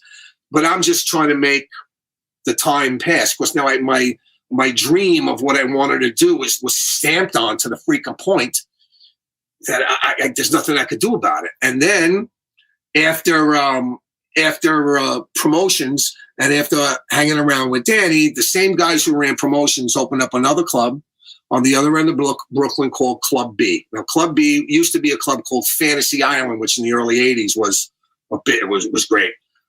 It had a really good sound system in it. And they hired me to open the club up like all the other clubs that they hired me to open. I wouldn't stay. Sometimes I wouldn't stay the whole time. I would only open up and say whatever. But it was all done under supervision. Believe me, if I was told to stay somewhere and I got paid for it, it was okay. Thank God I never screwed anybody around. I was never a big shot. I never dropped anybody's name. I would never have a big mouth, nothing like that. So I start working Club B. And we would do these showcases and have these groups come, Divine and D-Train and all of that stuff. And Tommy Musto comes into the picture. He starts hanging out again, and we're rolling there. And there's this girl. Her name was Nikki, and she was a singer. She was a background singer for Alicia. Now, Alicia, we knew Alicia would come to the club to spy sometimes and hang out and stuff. So it was like a little small thing going on. So Tommy, by this time, Tommy had started to work at Northcott, which later became Fourth Floor and New Groove and all of that stuff. So he was like kind of, yeah, there you go. And that came later. So they started to do, engineering and stuff like that. So Tommy we all heard Nikki. Mark Berry was the producer. Mark Berry was doing Alicia, and Nikki, he would always hire Nikki to do background. And Tommy just thought, it'd be great. We can get Nikki. It was Tommy's thing. Wanted to get Nikki to be a regular artist. And they pursued that. And the song, they started working at the state and everything was working out. Boom. So here's another turning point. You can't make this shit up. You can't make it up. So now, in order to go into a recording studio by this time, we need money for studio time. Sure. See? So I'm talking to it with the people who are behind the club that I'm working in. And they say, how much you need? I think it was about 5,000, 7,000, whatever it was. He said, I'll tell you what. Come here tomorrow. You got the money. The money's yours. Obviously, there are strings attached to that, which we're not going to get into. But this was a big job. I was like, wow, okay. We just do what we have to do. I think Tommy wrote the song. She wrote the song. It was right around the time like the freestyle thing was out. Like, Alicia, Baby Talk and all that stuff, 84, 85. And what happens is something happened to the point where I think Mark Berry got kind of pissed off that we were using Nikki as an artist. I believe something to that point. So long story short, we had to can everything. Now you think, okay, you just do it. What happens is now I got to go to these people who gave me the money and say, I just don't need it. Really? Let me give you the G version here. Hold on. Put it this way, it wasn't good. It wasn't good. What do you mean you don't need it? I got sent for. I don't know if you people know what that is. when you get sent for, somebody calls you and says, listen, you need to come here. This needs to be discussed. And then there are a bunch of people that are there and they decide the fate of what the situation is. And it's like a Goodfellas, everybody. If you watch the movie, it was they made it was a slap in the face to them. Here I am, like, here they are. I'm working for them and we're offering you money you take, and all of a sudden you don't. Slap in the face. It's just it's not right. It's not code. It's not right. So what ended up happening was nothing happened to me. I didn't get killed, obviously. But what happened to me was, you're not working no more. You're done. So my job at Club B, which was a 4-night-a-week job, finished. Was over. Now, what do? In comes Tommy Nappy, who I haven't seen in a long time. Tommy, if you're watching, I start hanging out now with Tommy Nappy, who he's one of the biggest DJs in Long Island. He's got 231. He's got Speaks. He's got Rumors. He's got all these places. They're one club hotter than the other. He's working 7 nights a week. He's getting married. So what does he do? Ralph, do me a favor. Take over all my gigs for 2 weeks. Of course, no problem. Here I am. Now I go to 231. That's where I met Steve Thompson. Steve Thompson actually worked at 231. Speaks, all these clubs, Channel 80, everything was great. So now, without working in Club B, I'm making money working in all of these clubs. And after a while, probably about 6 months later, I kind of reconciled with the people with the money thing. Of course, I had to explain to them why I did it. It wasn't that I didn't want to do it. It was no fault of mine. I didn't have the resources. Like, the girl wouldn't want to, can't do it. What am I going to do? You don't know the music business. I'm going to go get some girl off the street to sing. It's not like that. And they kind of got it. And we let bygones be bygones, and that was it. And then I went to work at this place called 21 Hudson in Manhattan for the same people. And that's when Junior Vasquez came on the scene. And it's funny how people connected. After I left, it became Baseline, and Junior Vasquez was the DJ, and Baseline became a big thing. And that's how that went. Now, here's how I think I get to redeem myself in some way. Tommy Musto was working for Northcott. Then comes New Groove. So New Groove and Fourth Floor are in the same loft. And in that loft was a place called Chico Productions. And Chico was from Italy. He was an importer. Hey, there you go. He was an importer-exporter, and he sold imports to record stores, and people will come there and buy stuff out of there. So I said, Tommy actually went through it. It was like the way to go was you start working for Chico first, and then you go into working for like New Groove or working for whatever as a busboy or whatever, and an engineer cleans the same thing. Like sort of like what Victor Simonelli went through with Shakedown, but not as intense as that. So I'm working for Chico, and I saying, no, Ralphie, we got these records. I licensed it, Gaucho. You want to do a remix version? And it was really a re-edit. I just edited it differently, and then I did B Blase. Yeah, like 4 or 5 records. So now I started to get a little bit into, now I got records coming out. And this is right when the Hot 103 was out, which was like the KTU of the time. Now it's Hot 103. And Tommy was doing all those freestyle artists, and all of that stuff was going on at the time. And then you're looking at 87, 86, 87, 87, like that, 86, 87. And then Tommy becomes partners with Silvio. Rest in peace, Silvio, great guy. And we get in good with Frank from New Groove. And now New Groove is starting to put records out, the Burrell Brothers and all that. And that's when I meet Kenny Dope. Kenny Dope is doing stuff for New Groove. Right. And Joey Beltram. First time we meet Joey Beltram, he's doing stuff for New Groove. So now it's the late 80s, like that. And now a turning point happens. From 1983 until 1988, I kind of realized on my own that if I wanted to get into the music business and remix records and do that, you had to become what was called a Billboard reporter. A billboard reporter, the old timers, any old timers watching, they know exactly what I mean. Billboard reporter is the biggest trade magazine there is. If you report people's records to Billboard, it's a big thing. So now you have leverage to, you know what, you got this record coming up.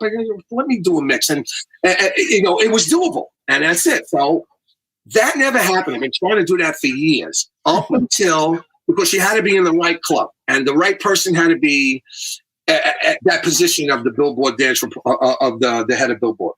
So by this time I had Pucciarelli comes into the picture. And Pucciarelli was running For the Record. And I got in For the Record. Now, For the Record, Frankie Knuckles, Jelly Bean, David Morales.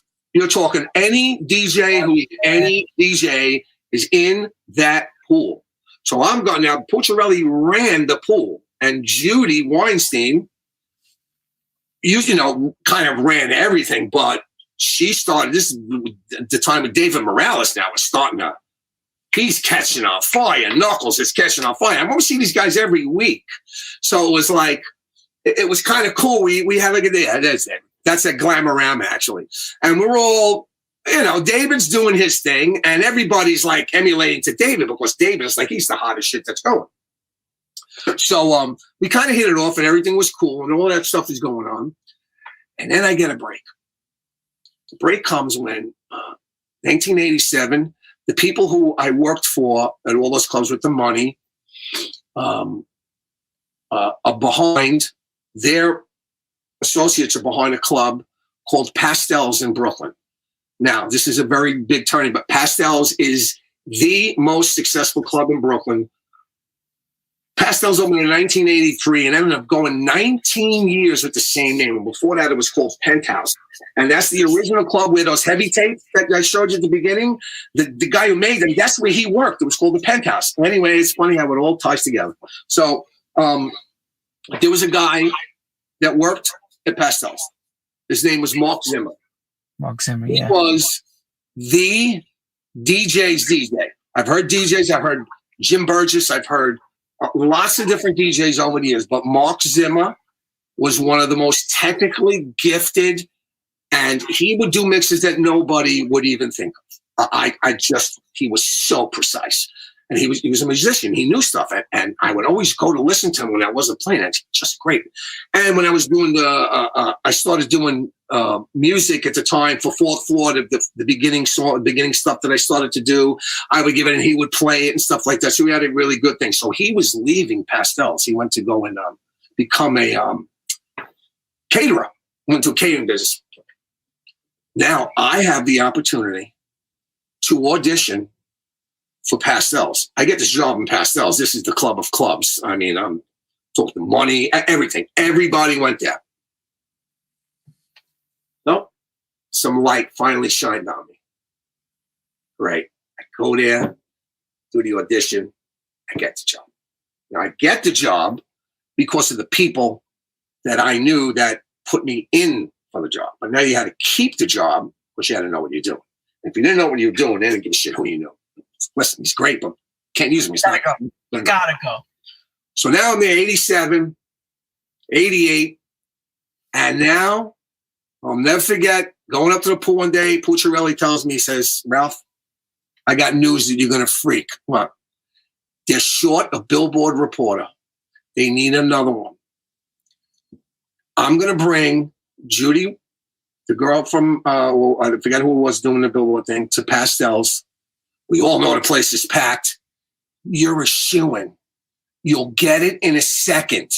It's going to finally happen. I went from here, blasted to wow. All that shit, all that bad stuff that happened to me, everything was finally going to pay off. Should I continue? You really want to know what happened? Of course, as time would have it, I'm in a club playing one night, and there were 7 partners in the club. I'm going to leave out their names, and I'm playing. One of the partners comes up.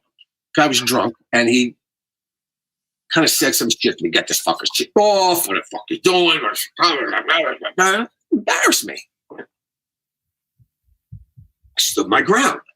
You come talk to me like that? Fuck you. I mean, I'm talking to one of the partners, one of the 7 partners, but I had backing that I knew that I was justified because there were people that were there. Listen, you come off to me and you talk stupid to me. Yeah, I know who you are, but still, you don't do that in front of people. So long story short, week goes by, everything's great. Now I find out they're coming Saturday night. This Saturday night, they're coming. It's like a Thursday. Oh, no, the week after. I'm sorry, week after. Wow, this is going to be freaking great. The club is packed every week.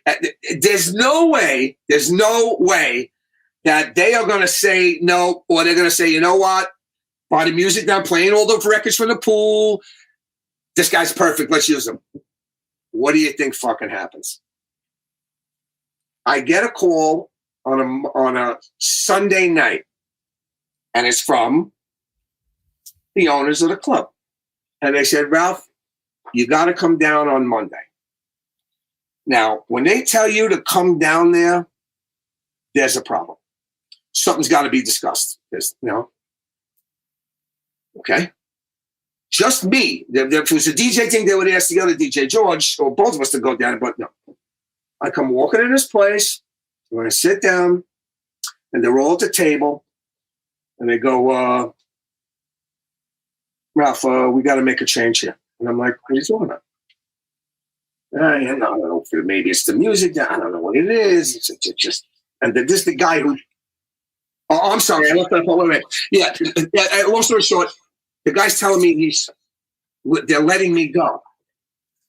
This is the same guy who I didn't belittle him. I just stood my ground, and he got embarrassed by his partners embarrassed him because my guy had to come and stand up for me.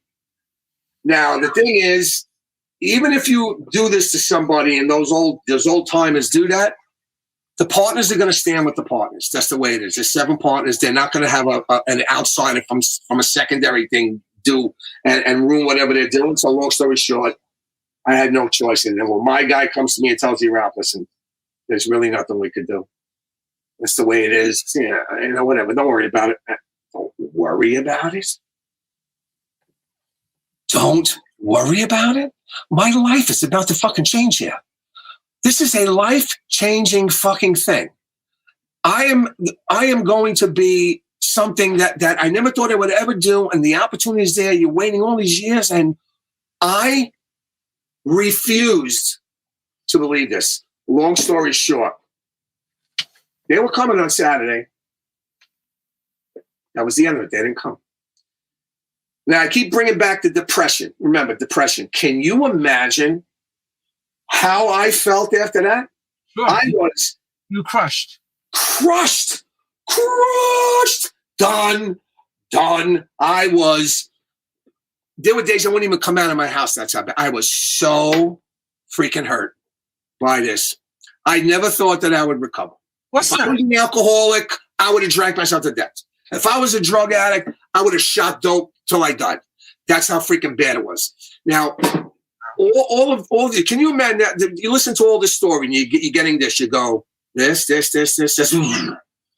When it says this. How much of this can you take in your life? I'm in my 20s. How much can you take? I was so devastated. I didn't know what to do. And I thought that would have been the worst of it, but no. There's more. There's more. As this is happening, my father gets sick.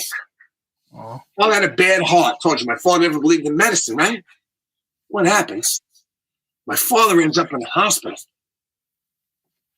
And he dies. Remember, I didn't get along with my father at all. Never. But right before he died, I had a talk with him. I was the only person that I would have to rub his arms because he died of congestive heart failure. He drowned, basically. Right. So he depended on me to help him go through stuff. And what another bad thing. Now imagine all your life, you think of somebody and you never get along with them. You didn't hate them, but you just like never got along. And all of a sudden you realize that now you're older and you find out that he's not the guy that he really is. He's really a good guy, but he just couldn't help his life. His life was in shambles. Sure. And there were certain things that I had explained that he explained. And long story short, I got to like him. So he was in intensive care 42 days. And then I go, I was looking forward to speaking to him because we're having conversations about stuff. And then all of a sudden, he fucking dies. Man, I thought that, listen, is there any directors out there that want a movie? You see where this is going. This is unbelievable. This is my fucking life. Okay. Now I thought that I was fucking pissed off for losing this job here. Now I'm fucking done. My mind is playing tricks on me. I'm to the fucking point where I don't know if I'm coming or going. I don't know what the fuck is going on. I don't know what's going on. And then again, there was always a savior. Somebody comes in and changes it. And that savior was Lenny Dee. Lenny Dee, I don't know if people know him. Lenny Dee's probably one of the biggest hardcore DJs in the world. Back then, Lenny was working with Tommy. They were doing all that stuff on Fourth Floor, and Victor Simonelli was doing stuff and all that. And Lenny met Tommy because he worked at what do you call it? WKRB in the radio station. And he introduced Lenny to me. So what had happened was Lenny said, come on. Listen, he just started to go to England. Well, that's Bones and me and Tommy. There was a picture of Lenny, but I think that was one of the things that didn't come out. So anyway, Lenny's working with Tommy. Tommy's engineering, and Bones was there as Joey Beltram. Yep. And we're Lenny's like, let's do this EP. Let's get these samples together. And this is the samples I'm referring to. You got to remember, back in that time. The game changer in a recording studio was the S950, which is an Akai S950. It was an 8-bit sample, which revolutionized freaking music. So we start doing these things. I had all these ideas. And boom. And when we did this thing, it's called Outtakes on Fourth Floor. I think you saw it. It was the yellow thing.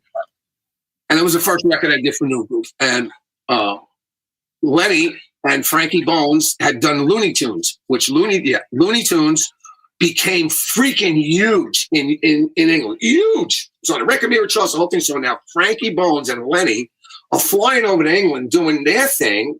They're the first house techno people after Morales to go over there and play. And now they're getting booked here, they get booked there. All of a sudden, Lenny comes back. He says, Ralph, listen to me, man. You have to come to England. You have to come. I'm telling you, and I'm still kind of reeling it off of my father's death and all that. I'm still like, the record is out, but it's because these records didn't do anything here. They did nothing in the United States, but in Europe, there were freaking heads of people. I'm talking about sample records that we were doing there. People are playing them. I was like, wow, okay. And he's showing me the charge, DMC, and all of this stuff. So we do outtakes, and then Victor Simonelli comes to me one day and says, outtakes. We were doing these sample parts, and I was just kidding around on vocals going, yeah, you know that. All right. And kind of stuff that kidding around. And Victor goes, yo, man, you got to use your vocal in some of these tracks. He said, we're doing this thing, me and Lenny, with this thing called Ease the Pressure, and we're going to put it out on, I think it was Fourth Floor. Yeah. Went out on Fourth Floor. My sister is doing these vocals, but you would be great to do the chorus, Ease the Pressure, your mind, your body, your soul. And he said, that's what I'm doing. Ease the pressure, your mind, your body. That's it. That's it. So I recorded that thing, and Ease the Pressure became really, really big in the UK. It got licensing. So, it did really, really well. So now, Lenny, Tommy, and I think Frankie are in the UK. They're going to the UK, and I said to Ralph, you gotta come here. You have to come here. You have to come. So what I did was, I took the money that I saved from working. I jumped on a plane by myself, Pan Am Flight 103, I never forget, and flew to the UK. And, I got, they told me where to stay in Victoria Station and all that, and had everything. Yeah, that's later on, West Ham and Joey Beltram. So I get to the UK, and the first thing that happens, I get into a freaking cab. Now, remember, I'm an immense Beatles fan. Immense. Sven Vath. Wow. I'm an immense Beatles fan. And I get into the cab, and I tell the guy, take me to Victoria Station. And he goes, no problem, puts the meter on, and the first song I hear is Strawberry Fields Forever by that group Candy Flip. This is the first time in my life that something felt right. I couldn't explain it. It was just, there was that thing. And I remember getting to Victoria Station, I get out of the cab, and I go to walk across the street, and I go like this, and a freaking double-decker bus, the Mira, hits my freaking nose. I mean, that's how fucking close I came to getting killed. Of course, again, I believe I'm right. You got to look right in England, right? You got to look to the right first. Mm-hmm. And that trip changed my entire life. Everything from that point on changed. I got to see all those early raves. I got to meet guys like Tim Taylor and Jeff Mills came later and all that. It changed my entire life. Oh, so then I started doing, from there, we started doing records. And that's when the next good part of my life came was we did this track called The Realm. It was a kind of a takeoff on Ease the Pressure, but we had a girl do the vocals, and we arranged it. That was one of the biggest house techno tracks in the world. This record was freaking huge all over the world. And now I started to feel what it was like to finally have good things happen. And because of this track, I started getting DJ gigs all over Holland, Germany, and then come. Look at that. And the realm was freaking huge. That was definitely a life changer for me. Yeah, they had like the covers of magazines, and my whole life, everything I worked for, all the lows and the craziness and the depression was still there. Even at this point, now I'm on a world stage. I got smiles on my face, right? I was a depressed person. What was happening to me, the depression came out when I was getting on planes. I had this separation anxiety, and I had gotten married, and I would have to take these what do you call it? I would have to take freaking sedatives to get on a plane. That's something. That's later on. You got to show that Carl Cox. Nobody knew Carl Cox was dead back then in 1997. My God, that's the what do you call it? Went to music conference later on. Right. It was just things were starting to happen, and then I started playing all over the place. And then the biggest rave on the planet was Energy, 1994. I headlined that, and that got there. Now I'm getting booked all over Europe. I mean, every weekend I'm somewhere, and the money started rolling, and the records, and I'm doing all this, and it was like really cool. Everything was cool. And then I remember doing a record for Next Plateau. I was doing records at Carl Cox. That was for UDG days. I did a record for Next Plateau. It was a sample record. It was a small little thing. I had to say that we were giving records to Easy Street and giving records to Strictly and giving records. Yep, that comes later. Urban Rhythm. And I started doing these records, and Eddie O'Loughlin, who I cannot thank, and I mean, he was the mentor that I was looking for all my life. He became. Eddie O'Loughlin was probably one of the nicest, most gracious people in the music business. You tell anybody that knows Eddie O'Loughlin, they'll all say the same thing. He was the nicest of the nicest guys, and what he did for me, he showed me the ropes. And what happened was, back then, there were like Winter Music Conference and stuff like that. There was a thing called Midem. It was in the south of France. It's where the Cannes Music Festival is. Right. Yeah. They would have it, and Eddie would go. So Eddie says, you know what, Ralph, what about doing records for me? Do records for me. I want you to do A&R for me. The next plateau, there was no shabby label. They had some good stuff on there. So I took it. It gave me a job doing A&R during a week. And then I was putting compilations together. I was doing mixes. I was doing this. The mixes I was funneling and giving them, doing them at fourth floor. So, I kept the money in the family. Everybody made money, and it was great. So then I remember going to meet them, and I heard this track. I was like, where the hell did this thing come from? These sample records with disco stuff, and this before. This is 1994. I never heard anything like this before. It was a disco record. It was freaking great. I brought it home to him. I was like, I listened to this. He's like, wow, this is really, really cool. So he licenses it, puts it out, tries to get it on New York radio. New York radio wouldn't do it, but the stations in California and on the West Coast were playing the living shit out of it. And here's how shit happens. I hear this. They got this movie, 4 Weddings and a Funeral, is coming out. It was a freaking huge movie. Yeah. The executive is driving in a limousine in Los Angeles. He's listening to one of the stations out there, and he hears this song. And he goes, wow, who is this? What is this? We got to put this in a movie. He says, well, actually, at that time, Next Plateau was distributed by Polygram. At that time, Salt Pepper and Vogue and all that stuff.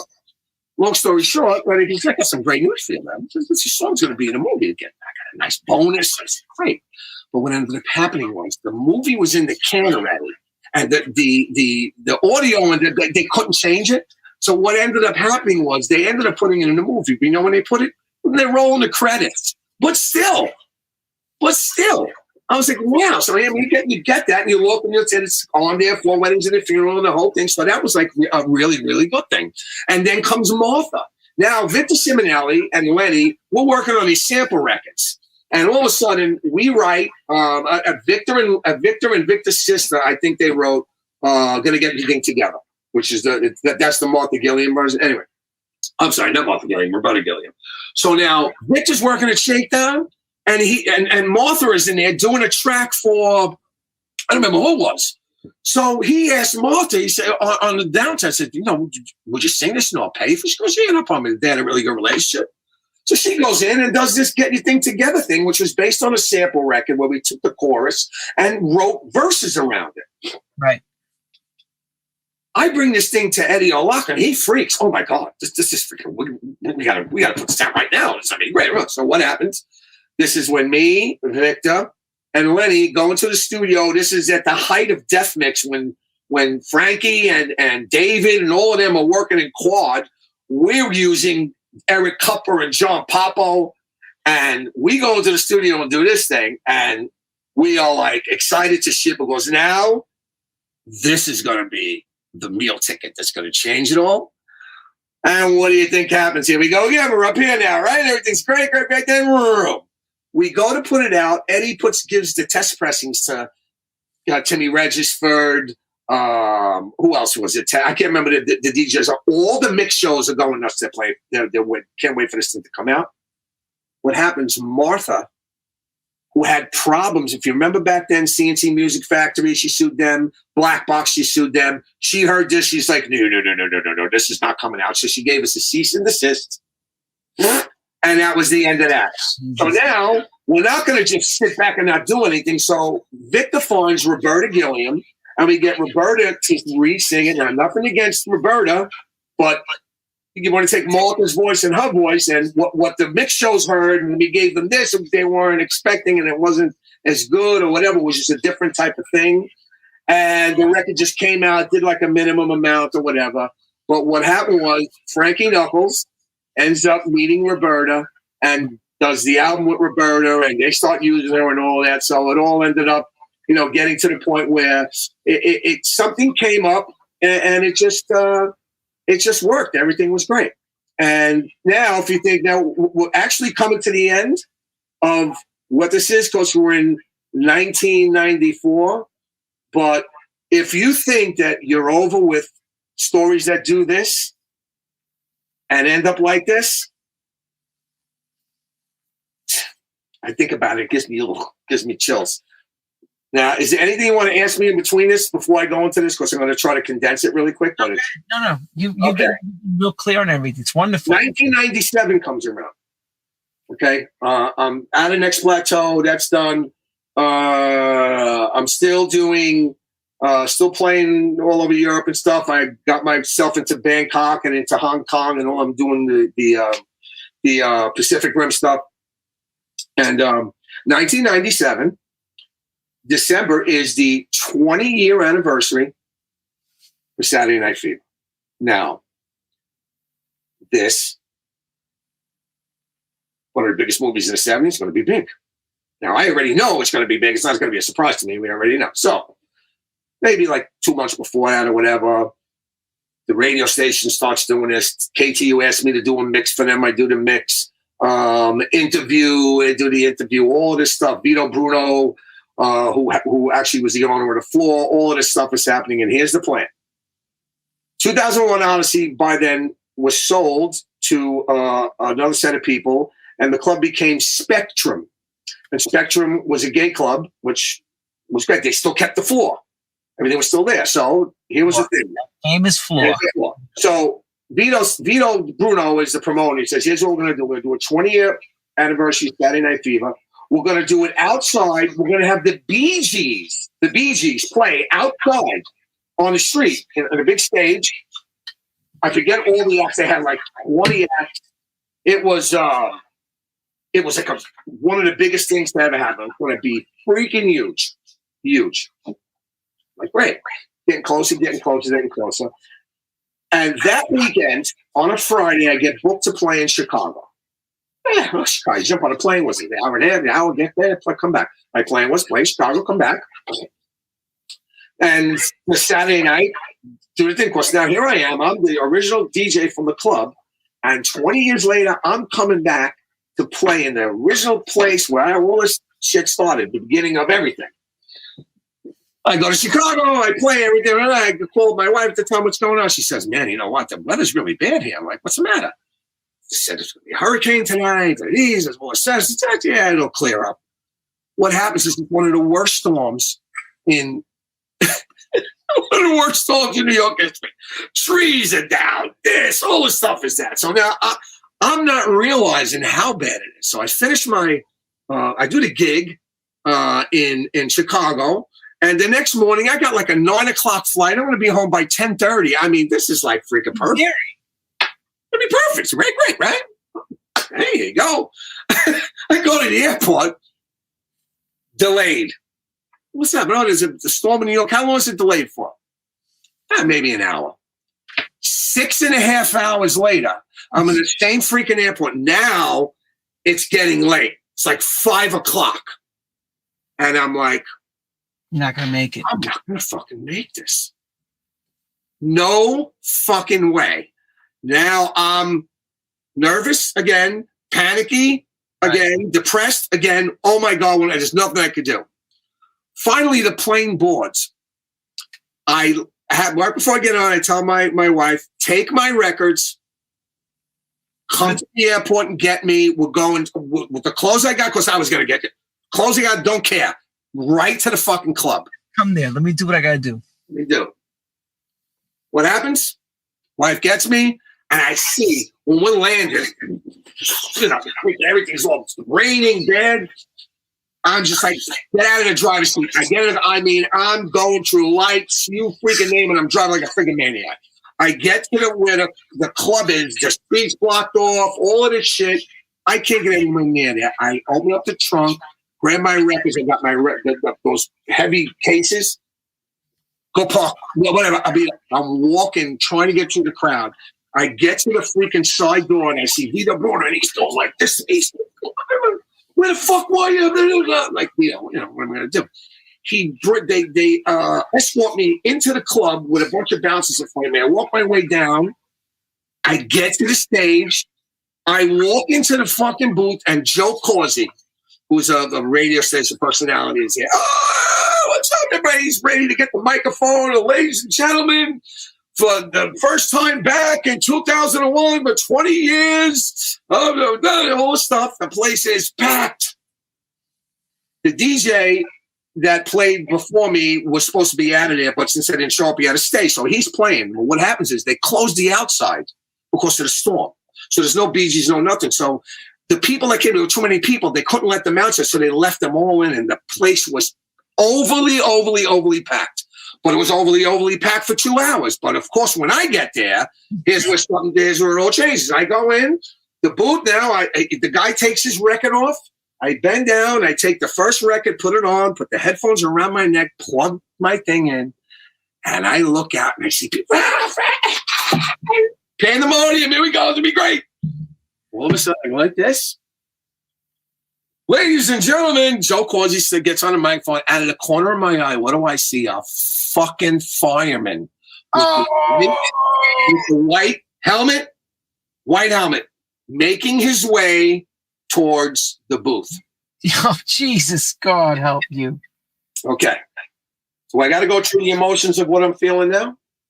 This guy gets to the booth, points to Joe Causey, goes like this, takes the microphone. He says, "Shut the music now." It was like I didn't even. My life now again is going to fall. It is the pressure and just the nervousness of a moment in my life where. How many moments can you have in your life that you think are going to happen and it's going to be great, and something always fucking happens? And sure enough, shut the music off. Everybody out. Everybody out.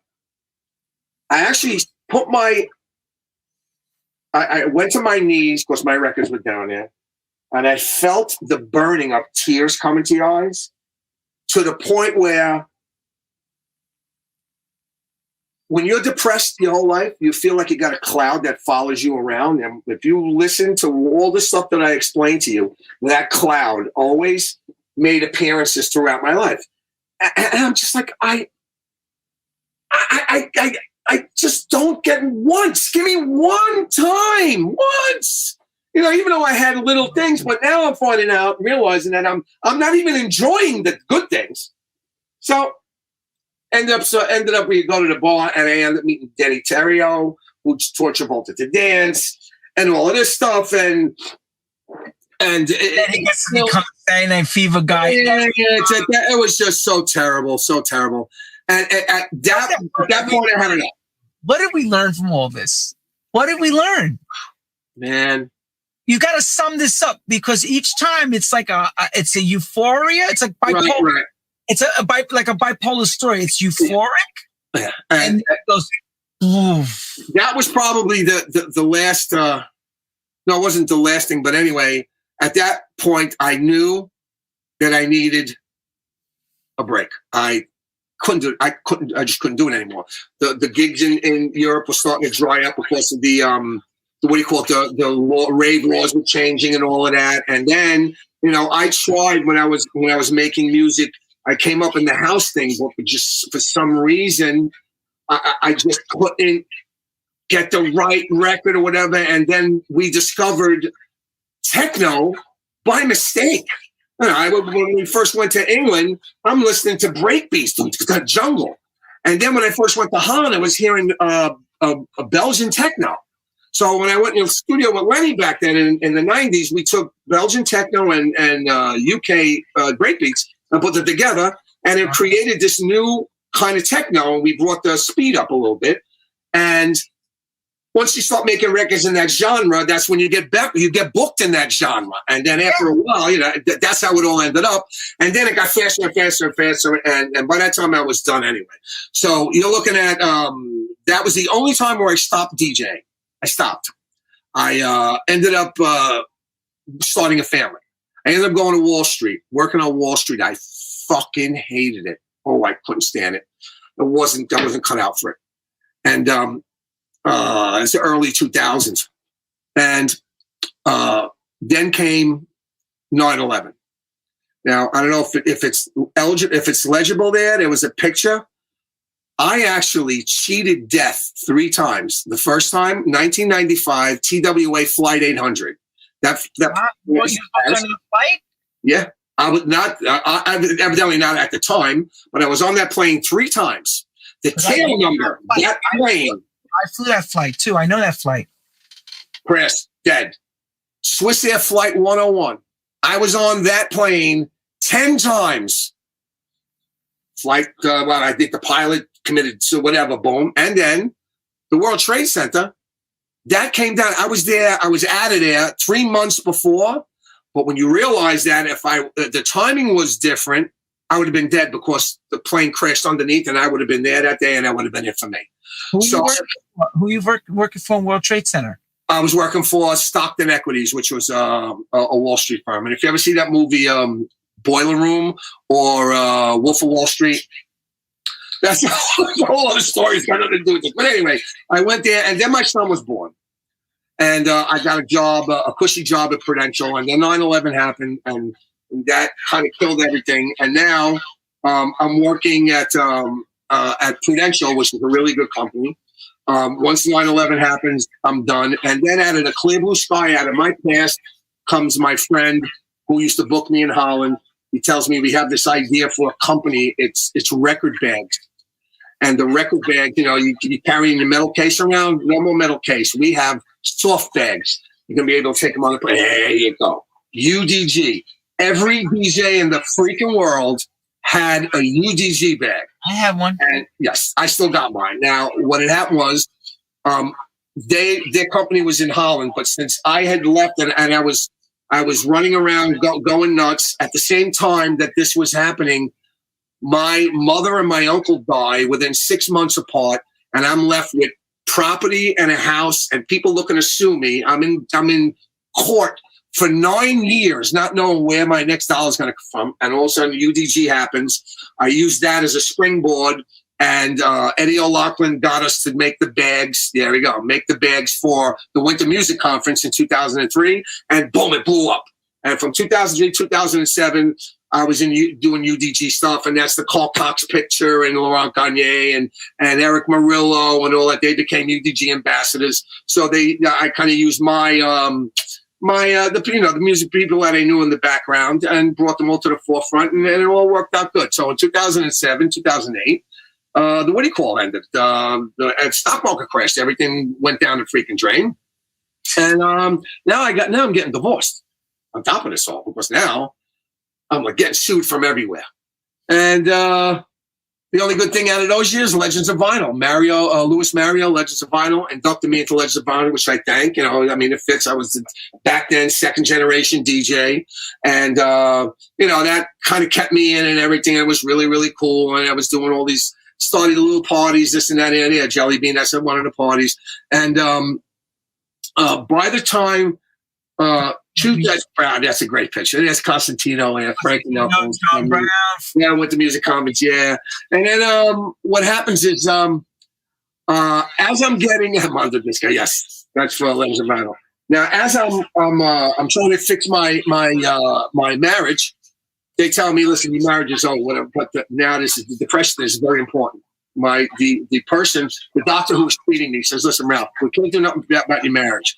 But if you want, let me treat you and see, because you got some real bad issues. Now, judging from what I told you of all these stories, you think I had some issues? I think so. But some of them were justified, but it doesn't matter. There's still issues. So long story short, I go to him for like another 6-7 months. Says, Ralph, I'm sorry, there's nothing we can do. What I'm going to recommend is a psychiatrist. I'm going to tell you, psychiatrist, that means pills. Now, listen, I'm not ashamed about anything. I went and I had to go get medication because I was fucking bad. And it took me 6 months. They put me on the right medication. And I'll never forget, one day I woke up and I was another person. Wow. There's a cloud to the lining. I was another person. But what had happened was I got really angry because I realized that all this time passed. And I lived my life under where I could have gotten help. I didn't know. And I think back about it all the time, but you know what? I've never looked back as far as what had happened in the past. It's an experience, but I take the experience and move forward with it and try to keep it going. So then everything just stopped, and all of a sudden I had a settlement court. I got my house, I got my money, I got everything, and I never looked back. And since 2012, I had gotten back into DJing. I played at this place, Aqua Blue, and then my friends at Prestige in Staten Island. Shout out to Tito and everybody there, and all the DJs, Eddie, and all this, John Donato and Anthony Barcia. We did the openings. We took the name Pastels from the original club, and we called it Pastels there. And we had the 40-year anniversary of Saturday Night Fever there. And from that point on, the club has been running great ever since. And you'll see a bunch of flyers from there. And that worked out well. And then, going out, I figured from 2019, I started my label D-Tracks, and I started doing that, started getting back into the music. And that was the point. Now I got a clear head. Clear head. Now I said to myself, okay, I did everything that you could do. I weathered the storm. I did everything that I tried to do as far as my brain could take me. But now is different. Now I have an opportunity to do what I did back then over again, but this time smarter and enjoy and have a clear head. And that makes all the difference. And that's what made me go, Legends of Vinyl, there you go. That's everything. I started my label. My publishing deal came through. We made some money on some stuff. And it was so great. It really I really had a great time reinventing myself again.